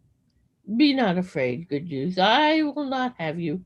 And yet, when wit and youth is come to harvest, your wife is like to reap a proper man. There lies your way, due west. Then westward ho! Grace and good disposition attend your ladyship. You'll nothing, madam, to my lord by me. Stay. I prithee tell me what thou thinkst of me. That you do think you are not what you are. If I think so, I think the same of you. Then think you right, I am not what I am. I would you were, as I would have you be. Would it be better, madam, than I am? I wish it might, for now I am your fool. Oh, what a deal of scorn looks beautiful in the contempt and anger of his lip. A murderous guilt shows not itself more soon than love that would seem hid. Love's night is noon. Cesario, by the roses of the spring, by maidhood, honor, truth, and everything, I love thee so, that maugre all thy pride, nor wit, nor reason, can my passion hide. Do not extort thy reasons from this clause, for that I woo, thou therefore hast no cause, but rather reason thus. With reason fetter. Love sought is good, but given unsought is better. By innocence I swear, and by my youth, I have one heart, one bosom, and one truth, and that no woman has, nor never none shall mistress be of it, save I alone. And so adieu, good madam, nevermore will I my master's tears to you deplore. Yet come again, for thou perhaps mayst move that heart which now abhors to like his love. Segunda, Segunda, enter Sir Toby, Sir Andrew, and Fabian. No, Faith, I'll not stay a jot longer. Thy reason, dear Venom, give thy reason. You must needs yield your reason, Sir Andrew. Mary, I saw your niece do more favors to the Count's serving man than ever she bestowed upon me. I saw it in the orchard. Did she see thee the while, old boy? Tell me that. As plain as I see you now. This was a great argument of love in her towards you. Slight, will you make an ass of me? I will prove it legitimate, sir, upon the oaths of judgment and reason. And they have been grand jurymen since before Noah was a sailor. She did show favor to the youth in your sight only to exasperate you, to awake your dormouse valor, to put fire in your heart and brimstone in your liver. You should then have accosted her, and with some excellent jests, fire new from the mint. You should have banged the youth into dumbness. This was looked for at your hand, and this was balked. The double gift of this opportunity you let time wash off, and you are now sailed into the north of my lady's opinion, where you will hang like an icicle on a Dutchman's beard, unless you do redeem it by some laudable attempt either of valor or policy. And it's be any way, it must be with valor, for policy I hate. I'd as lief be a brownist as a politician. Why then, build me thy fortunes upon the basis of valor. Challenge me, the Count's youth, to fight with him, hurt him in 11 places. My niece shall take note of it, and assure thyself there is no love broker in the world can more prevail in man's commendation with women than report of valor. There is no way but this, Sir Andrew. Will either of you bear me a challenge to him? Go, write it in a martial hand. Be cast and brief. It is no matter how witty, so it be eloquent and full of invention. Taunt him with a license of ink. If thou thou'st him some thrice, it shall not be amiss. And as many lies as will lie in thy sheet of paper, although the sheet were big enough for the bed of ware in England. Set him down. Go about it. Let there be gall enough in thy ink, though thou write with a goose pen. No matter, about it. When shall I find you? We'll call thee at the cubiculo. Go. This is a dear mannikin to you, Sir Toby. I have been dear to him, lad, some 2,000 strong or so. We shall have a rare letter from him, but you'll not deliver it? Never trust me then, and by all means stir on the youth to an answer. I think oxen and wain ropes cannot hail them together. Or Andrew, if he were opened and you find so much blood in his liver as will clog the foot of a flea, I'll eat the rest of the anatomy. And his opposite, the youth, bears in his visage no great presage of cruelty. Look when the youngest red of mine comes. If you desire the spleen and will laugh yourselves into stitches, follow me. Young Gull Malvolio is turned heathen, a very Renath Gotha. For there is no Christian that means to be saved by believing rightly, can never believe such impossible passages of grossness. He's in yellow stockings. Oh, cross-gartered? Most villainously like a student that keeps the school in the church. I have dogged him like his murderer. He does obey every point of the letter that I drop to betray him. He does smile his face into more lines than is in the new map with the augmentation of the Indies. You have not seen such a thing as 'tis. I can hardly forbear hurling things at him. I know his lady will strike him. If she do, he'll smile and take it for a great favor. Come, bring us where he is. Scene 3, enter Sebastian and Antonio. I would not by my will have troubled you, but since you make your pleasure of your pains, I will no further chide you. I could not stay behind you. My desire, more sharp than filed steel, did spur me forth, and not all love to see you, though so much as might have drawn one to a longer voyage, but jealousy, what might befall your revel, being skilless in these parts, which to a stranger, unguided and unfriended, often prove rough and unhospitable. My willing love, the rather by these arguments of fear set forth in your pursuit.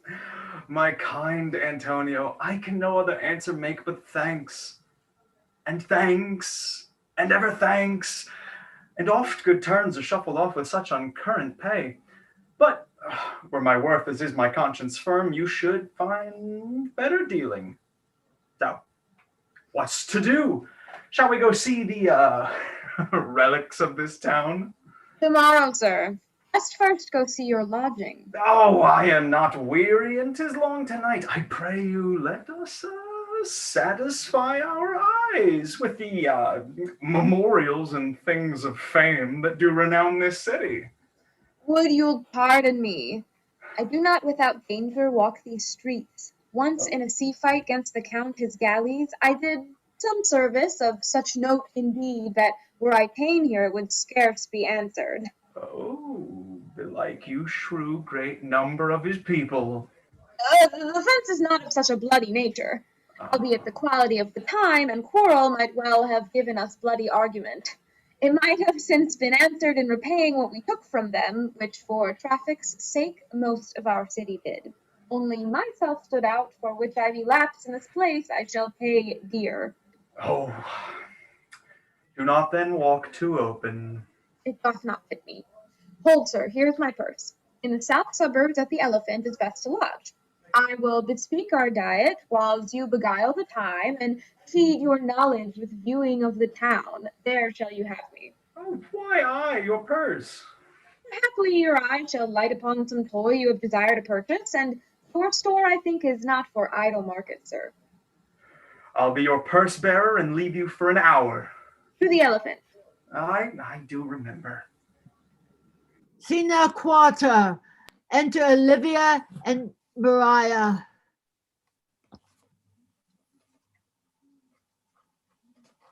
Olivia. I've sent after him. He says he'll come. How shall I feast him? What bestow of him? For youth is bought more oft than begged or borrowed. I speak too loud. Where's Malvolio? He is sad and civil, and suits well for a servant with my fortunes. Where is Malvolio? He's coming, madam, but in a very strange manner. He is sure possessed, madam. Why, what's the matter? Doth he rave? No, madam, he does nothing but smile. Your ladyship would best to have some guard about you. If he come, for sure the man is tainted in his wits. Go call him hither. Enter Malvolio. I am as mad as he, if sad and merry madness equal be. How now, Malvolio? Sweet lady. Smiles thou? I sent for thee upon a sad occasion. A sad lady, I could be sad. This does make some obstruction in the blood, this cross-gartering. Oh, but what of that? If it please the eye of one, it is with me as the very true sonnet is. Please one, please all. Why, how dost thou, man? What is the matter with thee? Oh, not black in my mind, though yellow in my legs. It did come to his hands, and commands shall be executed. I think we know the sweet Roman hand. Wilt thou go to bed, Malvolio? Oh, to bed, I, sweetheart, and I'll come to thee. God comfort thee. Why dost thou smile so, and kiss thy hand so oft? How do you, Malvolio? At your request, yes, nightingales answer doors. Why appear you with this ridiculous boldness before my lady? Oh, be not afraid of greatness, 'twas well writ. What meanest thou by that, Malvolio? Some are born great. Huh? Some achieve greatness. What sayest thou? And some have greatness thrust upon them. Heaven restore thee.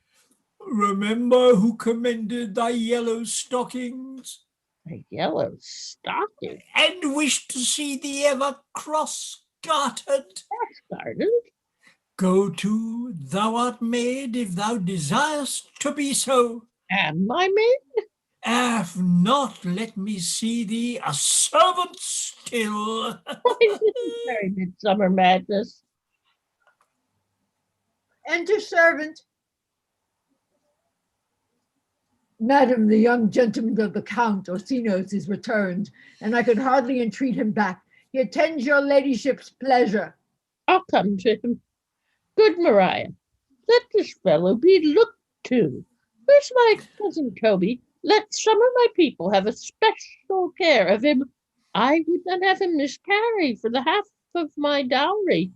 Oh, do you come near me now? No worse man than Sir Toby to look to me. This concurs directly with the letter she sends him on purpose that I may appear stubborn to him.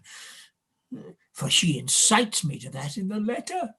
Cast thy humble slough, says she, be opposite with a kinsman, surly with servant, let thy tongue languor with arguments of state, put thyself into the trick of singularity, and consequently sets down the manner how, as a sad face, a reverent carriage, a slow tongue, in the habit of some sir of note, and so forth. I have limed her, but it is Jove's doing, and Jove make me thankful.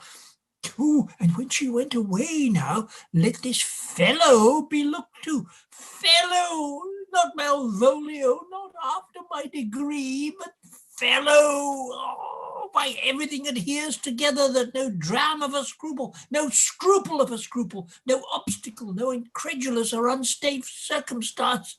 Oh, what can be said? Nothing that can be can come between me and the full prospect of my hopes. Well, Jove, not I, is the doer of this, and he is to be thanked. Enter Toby, Fabian, and Maria. Which way is he in the name of sanctity? If all the devils of hell be drawn in little, and Legion himself possessed him, yet I'll speak to him. Here he is. Here he is. How is't with you, sir? Go off! I discard you. Let me enjoy my private. Go off. Lo, how hollow the fiend speaks within him. Did I not tell you, Sir Toby?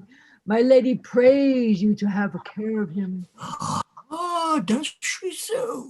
Go to, peace, peace. We must deal gently with him. Let me alone.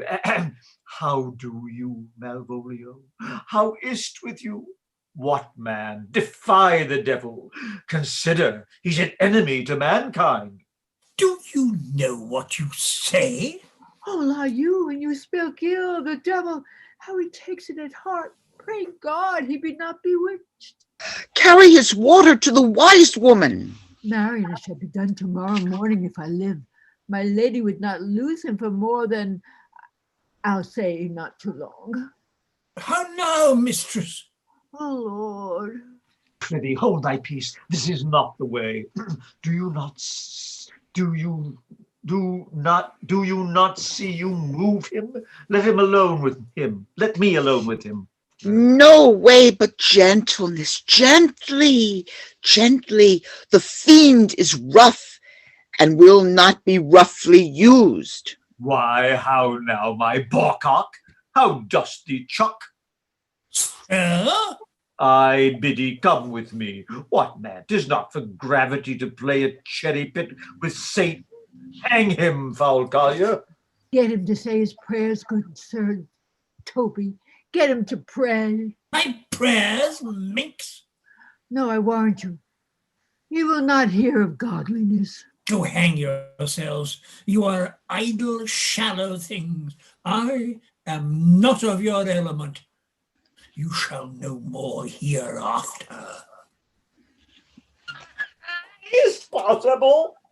If this were played upon a stage now, I could condemn it as an improbable fiction. Its very genius hath taken the infection of the device, man. Nay, pursue him now, lest the device take an air and taint. Why, we shall make him mad indeed. The house will be the quieter. We'll have him in a dark room and bound. My niece is already in the belief that he is mad. We may carry it thus for our pleasure and his penance till our very pastime, tired out of breath, prompt us to have mercy on him. At which time we will bring the device to the bar and crown thee for a finder of madmen. But see. Enter Sir Andrew. More matter for a May morning. Here's the challenge. Read it. I warrant there's vinegar and pepper in't. Is it so saucy? Aye, is it? I warrant him do but read. Give me. Youth, whatsoever thou art but a scurvy fellow. Good and valiant. Wonder not, nor admire not in thy mind why I do call thee so, for I will show thee no reason for it. A good note that keeps you from the blow of the law. Thou comest to the Lady Olivia, and in my sight she uses thee kindly.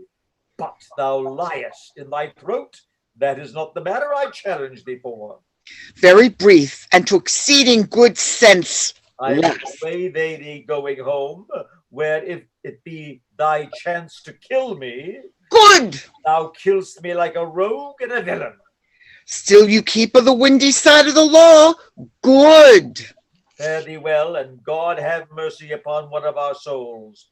He may have mercy upon mine, but my hope is better, and so look to thyself. Thy friend, as thou usest him, and thy sworn enemy, Andrew Aguecheek. If this letter move him not, his legs cannot. I'll give it to him. You may have very fit occasion for it. He is now in some commerce with my lady, and will by and by depart. Go, Sir Andrew. Scout me for him at the corner of the orchard like a Bailey. So soon as ever thou seest him, draw. And as thou drawest, swear horrible.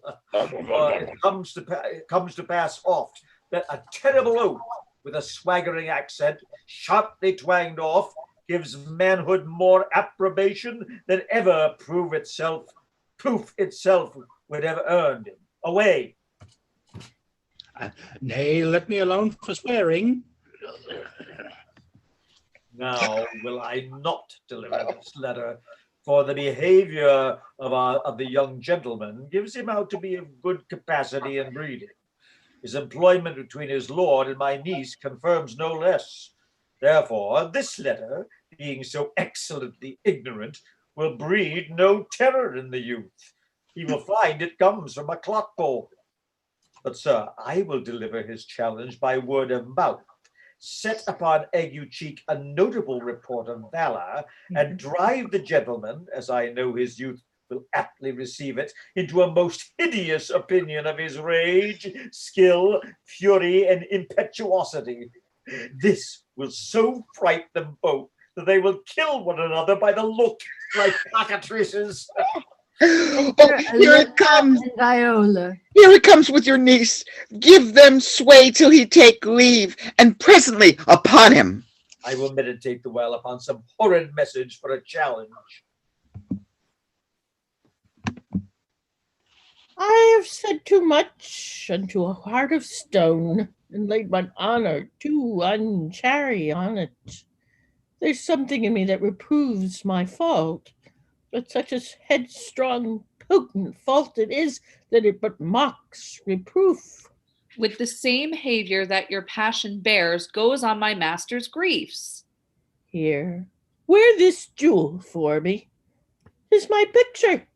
Refuse it not. It hath no tongue to vex you. And I beseech you, come again tomorrow. What shall you ask of me that I'll deny? That honor saved may upon asking give. Nothing but this, your true love for my master. How with mine honor may I give him that which I have given to you? I will acquit you. Well, come again tomorrow. Fare thee well. A fiend like thee might bear my soul to hell. Enter Toby and Fabian. Gentlemen, God save thee. And you, sir? That defense thou hast, betake thee to it. Of what nature the wrongs thou hast done him, I know not. But thy interceptor, full of despite, bloody as the hunter, attends thee at the orchard end. Dismount thy tuck, be of thy preparation, for thy assailant is quick, skillful, and deadly. You mistake, sir. I am sure no man hath any quarrel to me. My remembrance is very freed and clear from any image of offense done to any man. You'll find it otherwise, I assure you. Therefore, if you hold your life at any price, betake you to your guard, for your opposite hath in him what youth, strength, skill, and wrath can furnish man withal. I pray you, sir, what is he? He is night dubbed, with unhatched rapier and uncarpet consideration.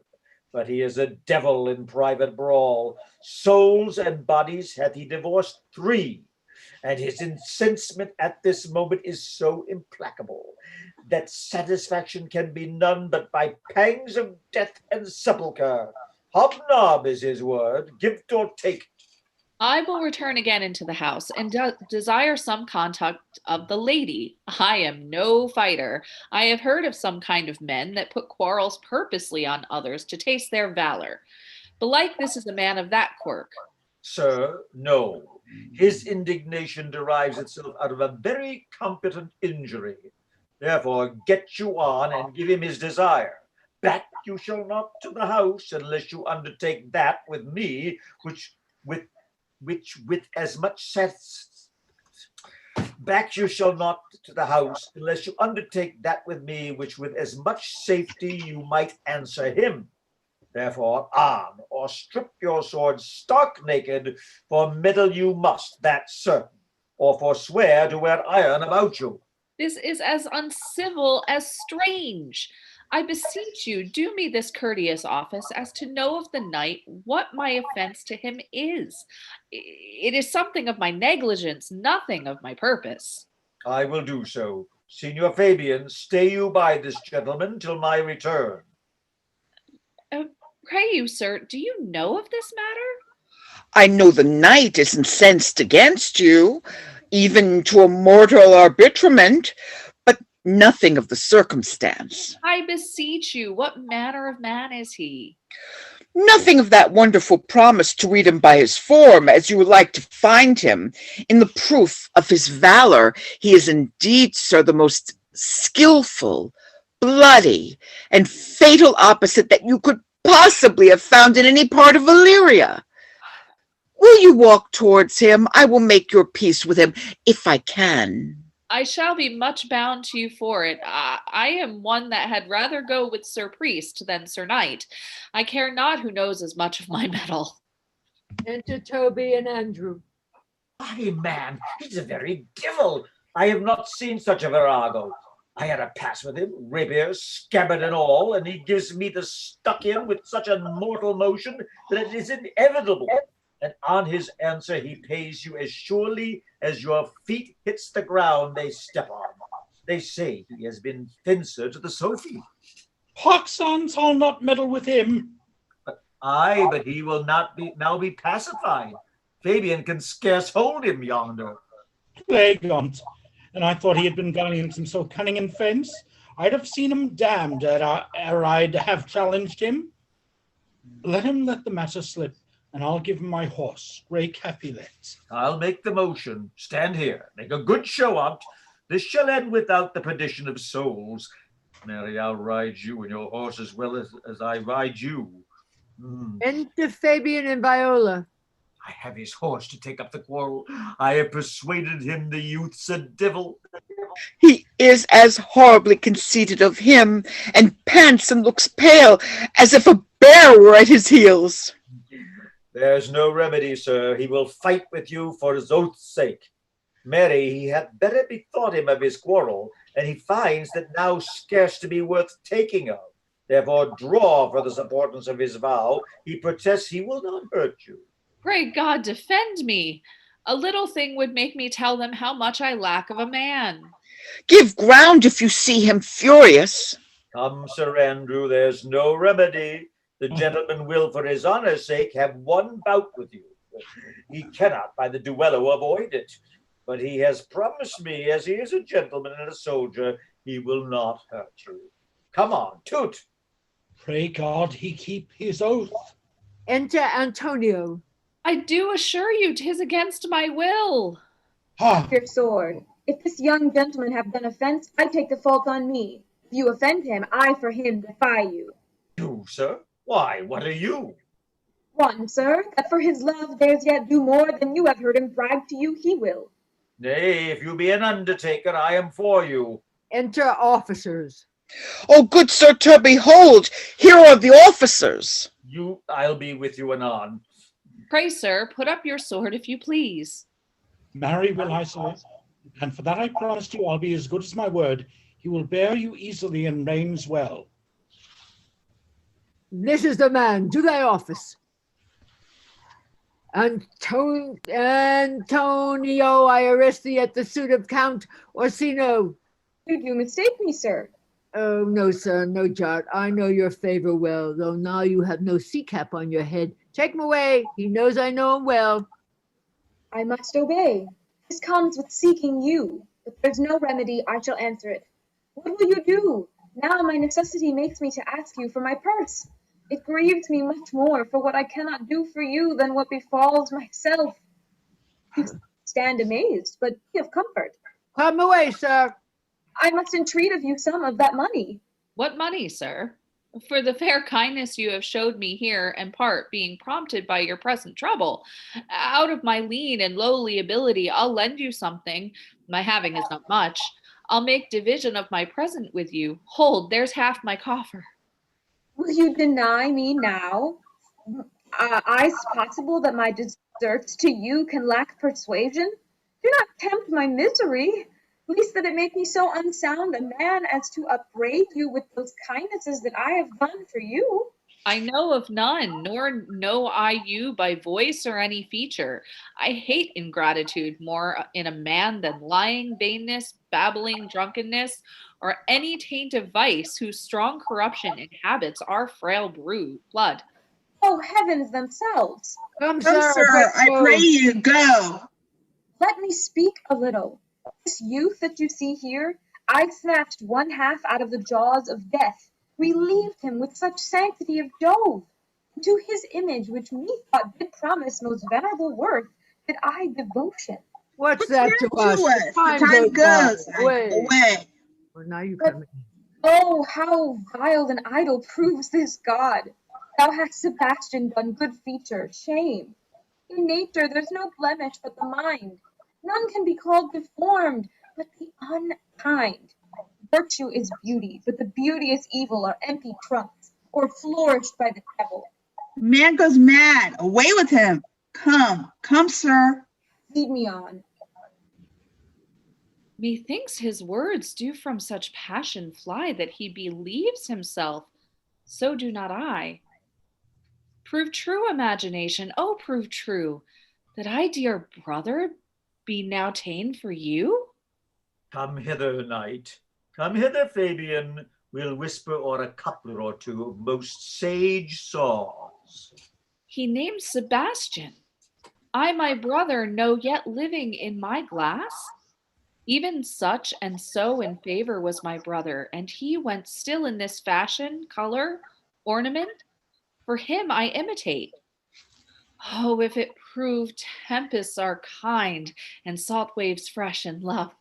A very dishonest, paltry boy, and more a coward than a hare. His dishonesty appears in leaving his friend here in necessity and denying him. And for his cowardship, ask Fabian. A coward, a most devout coward, religious in it.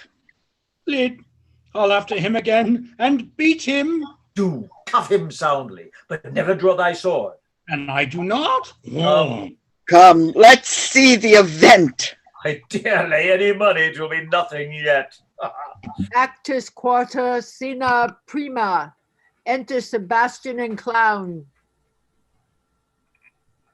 Will you make me believe that I am not sent for you? Go to. Thou art a foolish fellow. Let me be clear of thee. Well held out, at faith.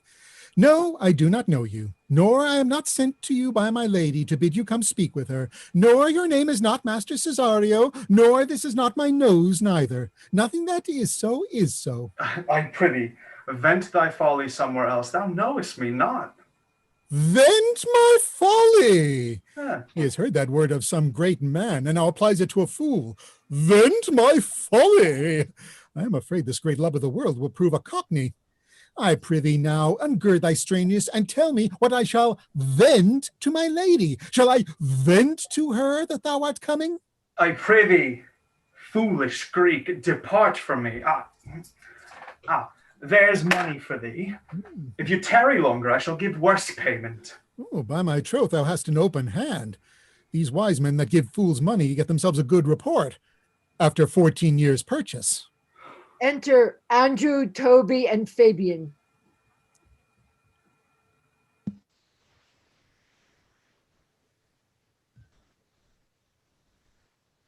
Andrew, Toby. Yes. Okay. Now, sir, have I met you again? There's for you. Oh. Why, there's for thee, and there, and there. Are all the people mad? Oh, sir, or I'll throw your dagger on the house. This will I tell my lady straight. I would not be in some of your coats for tuppence. Come on, sir, hold. Nay, let him alone. I'll go another way to work with him. I'll have an action of battery against him, if there be any law in Illyria, though I struck him first, yet it's no matter for that. Let go thy hand. Come, sir, I will not let you go. Come, my young soldier, put up your iron. You are well fleshed. Come on. I'll be free from thee. Oh, what wouldst thou now? If thou darest tempt me further, draw thy sword. What? Nay, that I must have an ounce or two of this malapert blood from you. Hold! Toby! On thy life! I charge thee, hold! Madam.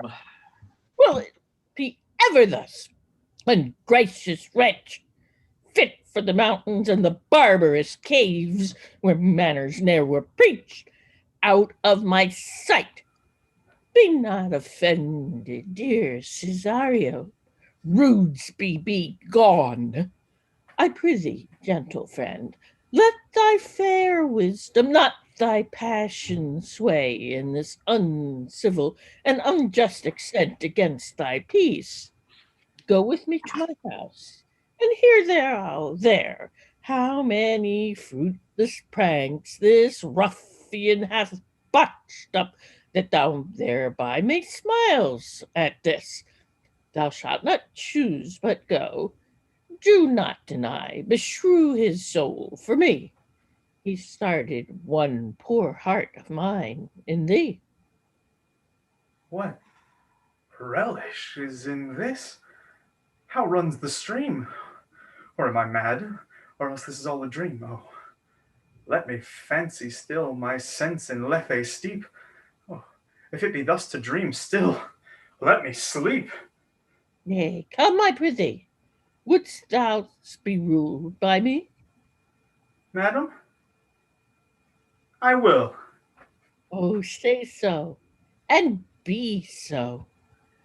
Sina Secunda, enter Maria and Clown. Nay, I prithee, put on this gown and this beard. Make him believe thou art Sir Tobus, the curate. Do it quickly. I'll call Sir Toby, the wireless. Well, I will put it on, and I would I were the first that did dissemble in such a garb.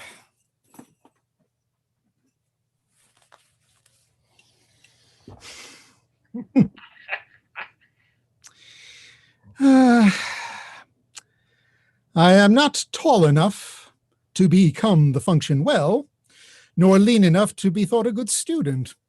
But to be said, an honest man and a good housekeeper goes as fairly as to say a careful man, and a great scholar. The competitors enter. Enter Toby. Jove bless thee, Master Parson. Born as dear, Sir Toby, for as the old hermit of Prague that ne'er saw pen and ink very wittily says to a niece of King Gorboduc, that is. So I, being Master Parson, am Master Parson. For what is that but that? And what is but is? To him, Sir Topaz. What ho, I say! Peace in this prison! Name counterfeits well a good name. Sir Topaz. No. This is Sir Topaz the curate who comes to visit Malvolio the lunatic. Sir Topaz, good Sir Topaz, go to my lady. Out upon the hyperbolical field! How this man! Talkst thou nothing but of ladies? Well said, Master Parson. Sir Topaz, never was a man thus wronged, good Sir Topaz. Do not think I am mad. They have but laid me here in hideous darkness. Why, thou dishonest Satan! I call thee by the most modest terms, for I am one of those gentle ones that will use the devil himself with courtesy. Sayest thou that house is dark? As hell, Sir Topaz. Why, it hath bay windows as transparent as barricadoes, and the deer store toward the south-north are as lustrous as ebony, and yet complainst thou of obstruction? I am not mad, Sir Topaz. I say to you, this house is dark. Madman, thou errest! I say there is no darkness but ignorance, in which thou art more puzzled than the Egyptians in their fog. I say this house is as dark as ignorance, though ignorance were as dark as hell. And I say there was never man thus abused. I am no more mad than you are. Make the trial of it in any constant question. What is the opinion of Pythagoras concerning wild fowl? Or that the soul of our grandam might happily inhabit a bird. And what thinkst thou of his opinion? I think nobly of the soul, and in no way approve of his opinion. Very well! Remain thou still in darkness. Thou shalt hold the opinion of Pythagoras, ere I will allow of thy wits, and fear to kill a woodcock, lest thou dispossess the soul of thy grandam. Very well. Oh, Sir Topaz, Sir Topaz. My most exquisite Sir Topaz. Nay, I am for all waters. Thou mayest have done this without thy beard and gown. He sees thee not. To him in thine own voice, and bring me word how thou findest him. I would we were well rid of this knavery. If he may be conveniently delivered, I would he were, for I am now so far in offence with my niece that I cannot pursue with any safety this sport, the upshot. Come by and by to my chamber. Hey, Robin, jolly Robin, tell me how thy lady does. Fool! My lady is unkind, birdie. Fool! Alas, why is she so? Fool! I She say! loves another. Who calls, huh? Good fool! As ever thou wilt deserve well at my hand, help me to a candle and pen, ink, and paper. As I am a gentleman, I will live to be thankful to thee for't. Master Malvolio? Aye, good fool. Alas, sir, how fell you beside your 5 wits? Fool, there was never man so notoriously abused. I am as well in my wits, fool, as thou art. But as well. Then you are mad indeed, if you be no better in your wits than a fool. They have me property. They have here property me, keep me in darkness, and send ministers to me, asses, and do all they can to face me out of my wits. Shh! Advise you what you say. The minister is here. Oh. Malvolio! Malvolio! Thy wits the heavens restore. Endeavour thyself to sleep, and leave thy vain bibble-babble. Sir Topaz? Maintain no words with him, good fellow. Who, I, sir? Not I, sir. God by you, good Sir Topaz. Marry, amen. I will, sir, I will. Fool, I say. Alas, sir, be patient. What say you, sir? I'm sent for speaking to you. Oh, good fool, help me to some light and some paper. I tell thee, I am as well in my wits as any man in Illyria. Well a day that you were, sir. By this hand I am. Good fool, sir, ink, paper, and light, and convey what I will set down to my lady.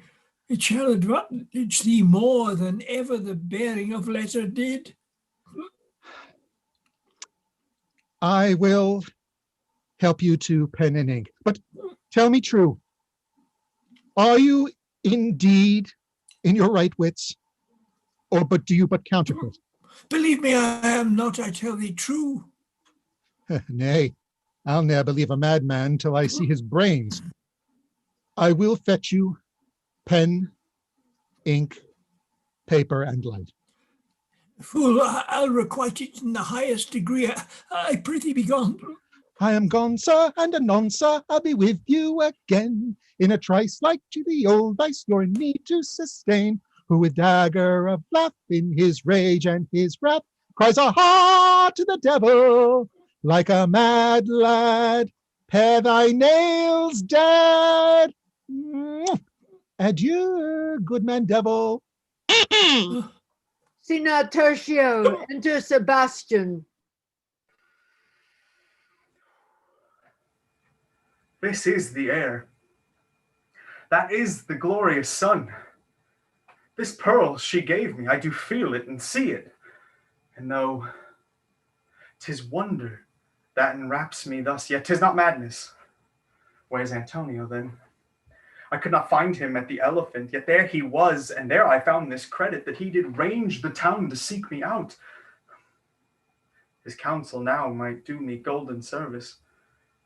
For though my soul disputes well with my sense that this may be some error, but no madness, yet doth this accident and flood of fortune so far exceed all instance, all discourse, that I am ready to distrust mine eyes and wrangle with my reason that persuades me to any other trust but that I am mad.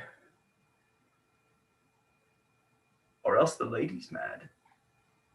Yet if 'twere so, she could not sway her house, command her followers, take and give back affairs in their dispatch with such a smooth, discreet, and stable bearing, as I perceive she does. There's something in it that is deceivable. But here the lady comes. Enter Olivia and Priest.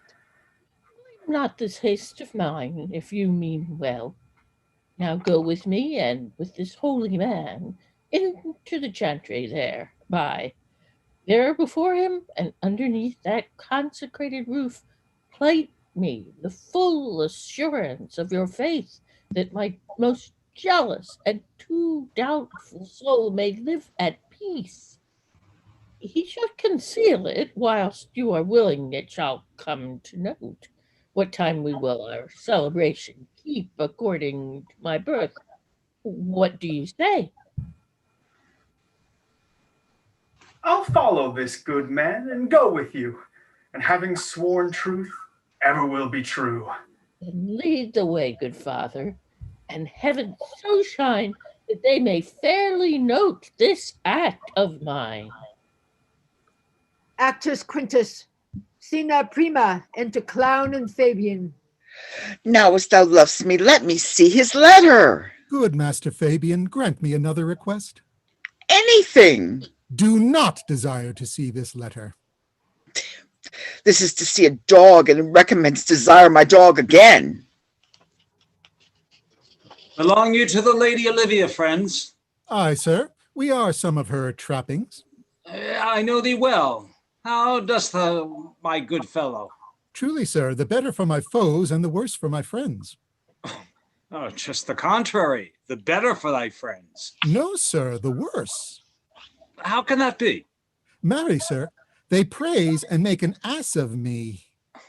Now my foes tell me plainly I am an ass, so that by my foes, sir, I profit in the knowledge of myself, and by my friends I am abused, so that conclusions to be as kisses. If your 4 negatives make your 2 affirmatives, why then, the worse for my friends and the better for my enemies. Oh, this is excellent. Oh, by my troth, no, sir, though it please you to be one of my friends. Thou shalt not be the worse for me. There's gold. But that it would be double dealing, sir. I would you could make it another. You give me ill counsel. Put your grace in your pocket, sir, for this once, and let your flesh and blood obey it. Yeah, well, I will be another sinner to be a double dealer. There's another. Primo, secundo, tertio is a good play, and the saying is, the third pays for all. The triplex, sir, is a good tripping measure, or the bells of St. Bennet, sir, may put you in mind 1, 2, 3. You can fool no more money out of me at this throw. Oh. If you will let your lady know I am here to speak with her and bring her along with you, it may awaken my bounty further. Marry, sir, lullaby to your bounty till I come again. I go, sir, but I would not have you to think that my desire of having is the sin of covetousness. But as you say, sir, let your bounty take a nap. I will awake it anon. Enter Antonio, and officers. Here comes the man, sir, that did rescue me. That face as if I do remember well. Yeah, when I saw it last, it was besmeared as black as Vulcan in the smoke of war. A babbling vessel was he captain of, for shallow draught and broken prizable, with which such scathful grapple did he make with the most noble bottom of our fleet, that very envy in the tongue of loss cried fame and honor on him. What's the matter? Orsino, this is that Antonio that took the Phoenix in her fraught from Candy. And this is he that did the Tiger board when your young nephew Titus lost his leg. Here the streets, desperate of shame and state, in private rabble did we apprehend him. He did me kindness, sir, drew on my side, but in conclusion put strange speech upon me. I know not what 'twas, but distraction. No, notable pirate, thou saltwater thief, what foolish boldness brought thee to their mercies, whom thou in turns so bloody and so dear as made thine enemies?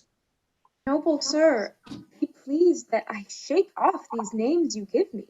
Antonio never yet was thief, or pirate, though I confess on basin ground enough Orsino's enemy.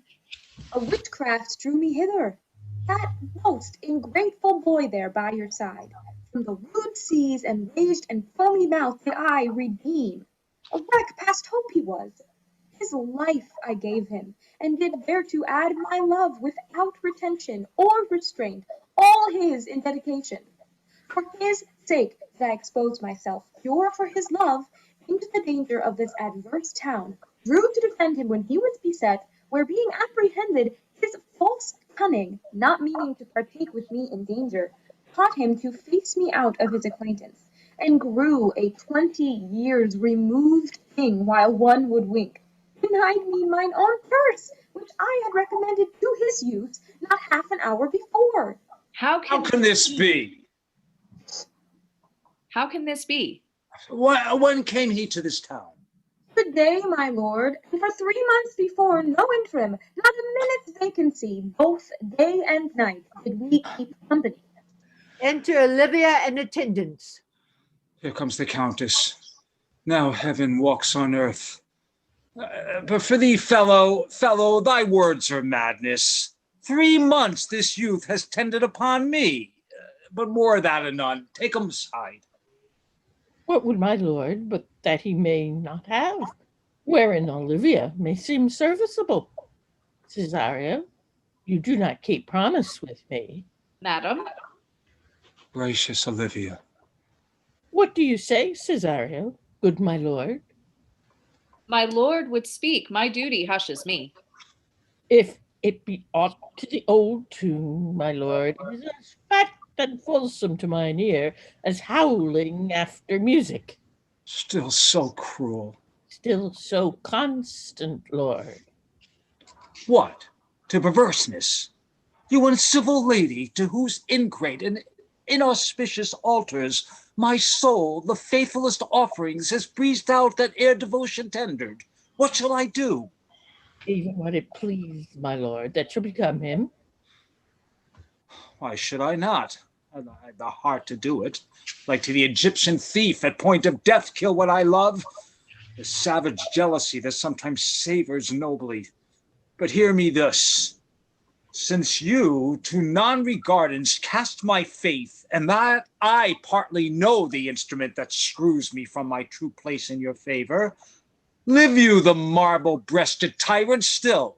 But this, your minion, whom I know you love, and whom, by heaven, I swear, I tender dearly, him will I tear out of thy cruel eye, where he sits crowned in his master's spite. Come with me, boy. My thoughts are ripe in mischiefs.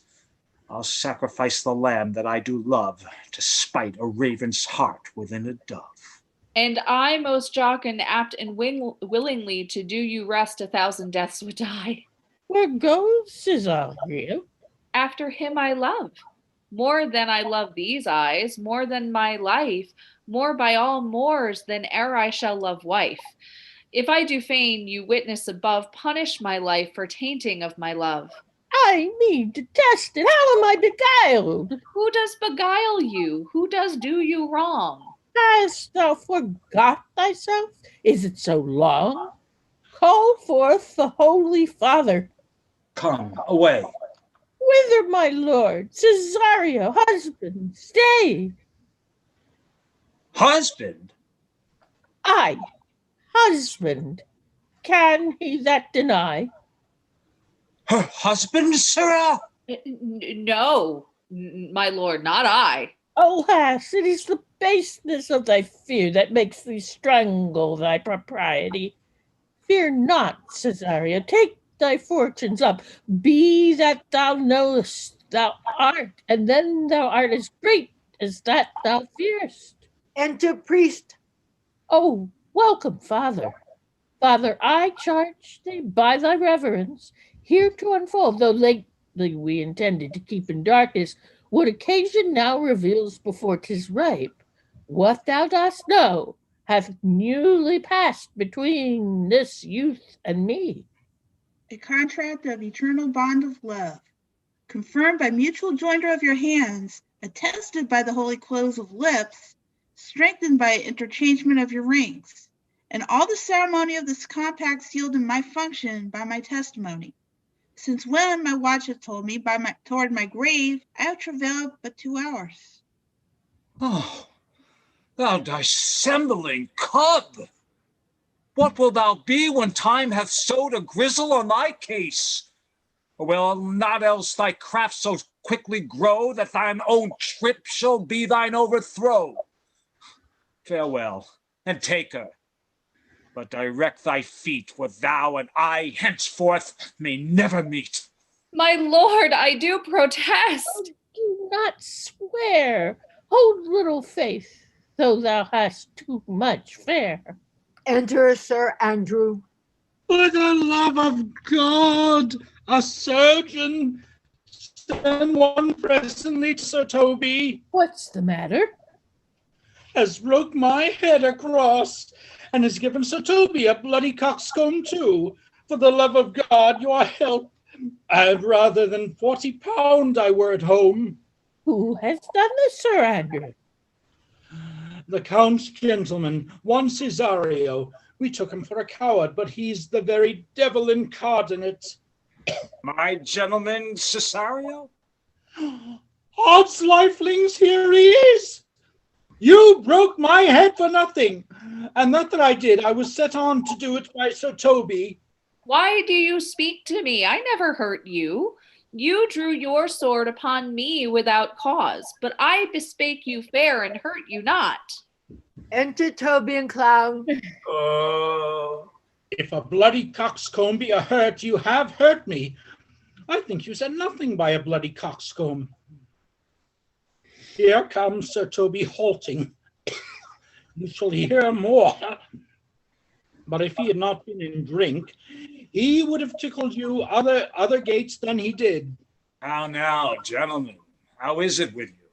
That's all one has hurt me, and there's an end on. Sot!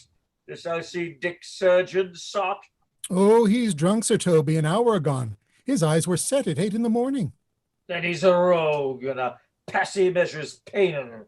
I hate a drunken rogue. Away with him!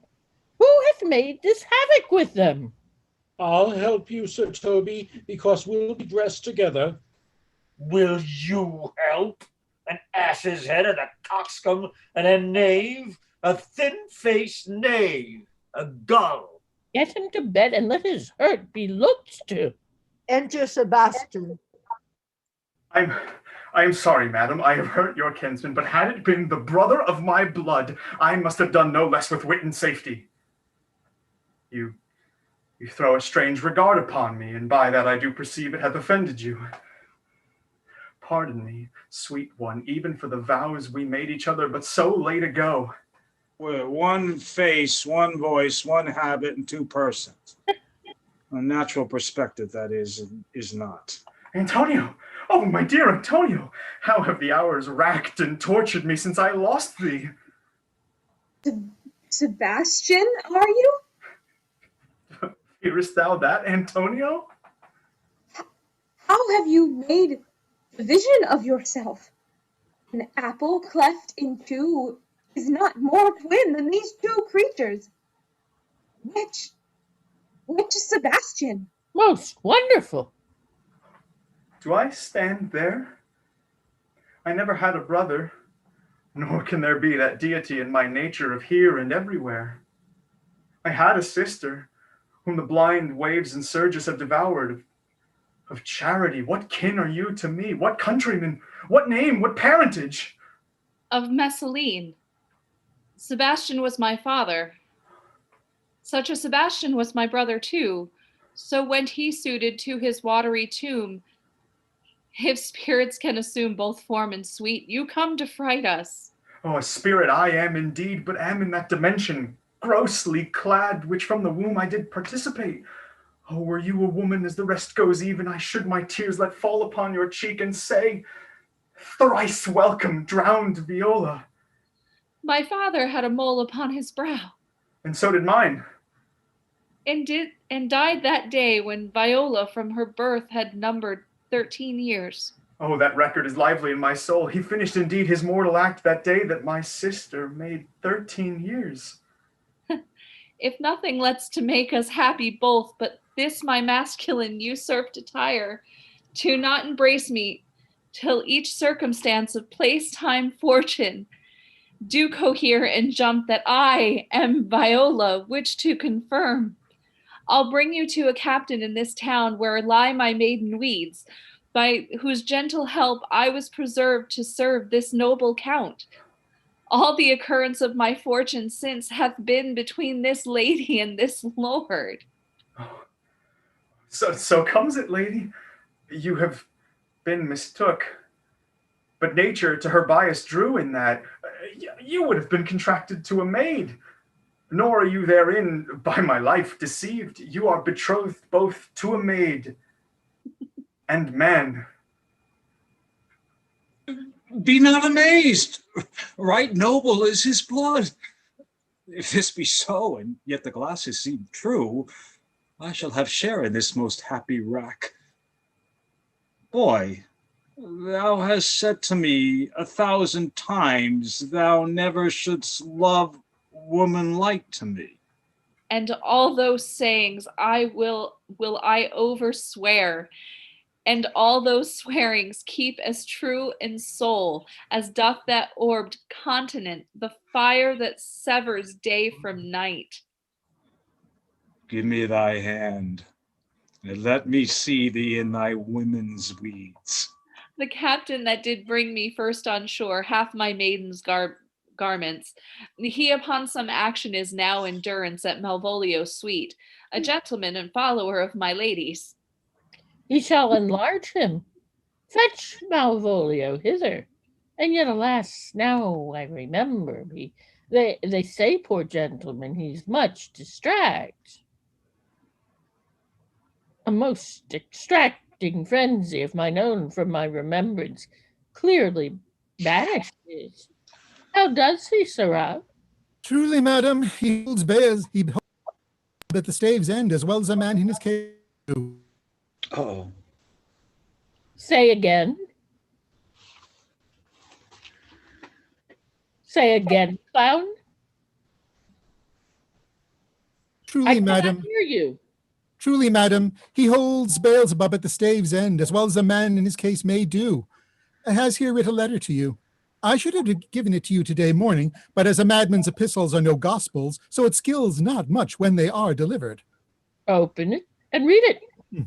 Look then to be well edified when the fool delivers the madman. How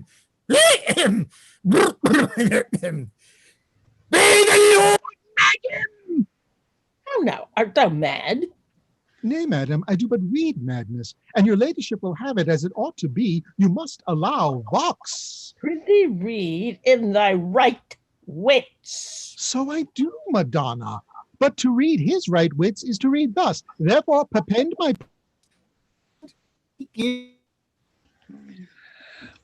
Read it you, sirrah. Oh, by the Lord, madam, you wrong me, and the world shall know it, though you have put me into darkness and given your drunken cousin rule over me, yet have I the benefit of my senses as well as your ladyship. I have your own letter that induced me to the semblance I put on, with the which I doubt not but to do myself much right or you much shame. Think of me as you pleased. I leave my duty a little unthought of and speak out of my injury, the madly used Malvolio. Did he write this? Aye, madam. This savors not much of distraction. See him delivered, Fabian. Bring him hither. My lord, so please you, these things further thought on, to think me as well as sister as a wife. One day shall crown the alliance on it, so please you, here at my house and at my proper cost. Madam, I am most apt embraced your offer. Your master quits you, and for your service done him, so much against the metal of your sex, so far beneath your soft and tender breeding, and since you called me master for so long, here is my hand. You shall this time be your master's mistress. A sister you are she. Enter Malvolio. Is this the madman? Aye, my lord. This Madam, you have done me wrong. Malvolio. Madam, you have done me wrong, notorious wrong. Have I, Malvolio? No. The lady you have. Pray you peruse that letter. You must not now deny it is your hand. Write from it if you can, in hand or phrase, or say, 'tis not your seal, not your invention. You can say none of this. Well, granted then, and tell me in the modesty of honor that why you have given me such clear lights of favor, bade me come smiling and cross-gartered to you, to put on yellow stockings, to frown upon Sir Toby and the lighter people. And acting this in an obedient hope, why have you suffered me to be imprisoned, kept in a dark house, visited by the priest, and made the most notorious geck and gull that e'er invention played on? Tell me why. Alas, Malvolio, this is not my writing, though I confess, much like the character, but out of question. 'Tis Mariah's hand, and now I do bethink me, it was she first told me thou wast mad, then camest in smiling, and in such forms which here were supposed upon the letter. Prithee, be content. This practice hath most shrewdly passed upon thee, but when we know the grounds and authors of it, thou shalt be both the plaintiff and the judge of thine own case. Good madam, hear me speak, and let no quarrel, no brawl to come taint the condition of this present hour. which I have wondered at. I hope it shall not most freely. I confess myself and Toby set this device against Malvolio here, upon some stubborn and uncourteous parts we have conceived against him. Maria writ the letter at Sir Toby's great importance, in recompense whereof he hath married her. How with a sportive malice it was followed may rather pluck on laughter than revenge, if that the injuries he justly weighed that have on both sides passed. Alas, poor fool. How have they baffled thee? Some are born great, some achieve greatness, and some have greatness upon them. I was one interlude. Speak again.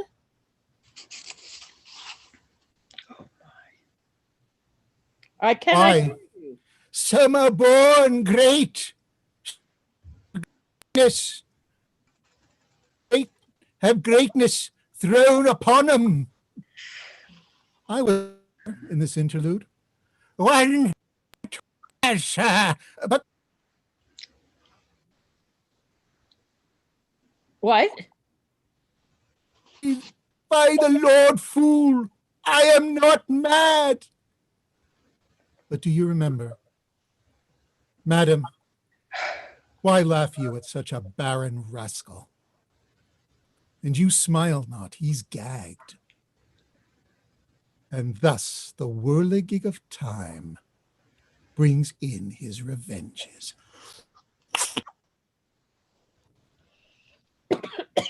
I'll be revenged on the whole pack of you. He hath been most notoriously abused. Pursue him and entreat him to a peace. He has not told us of the captain yet. When that is known and golden time convents, a solemn combination will be made of our dear souls. Meantime, sweet sister, we will not part from hence. Cesario, come, for you shall be while you are a man. But when in our other habits you are seen, Orsino's mistress and his fancy's queen. When that I was and a little tiny boy, with a hey-ho, the wind and the rain, a foolish thing was but a toy, for the rain it raineth every day, it raineth every day.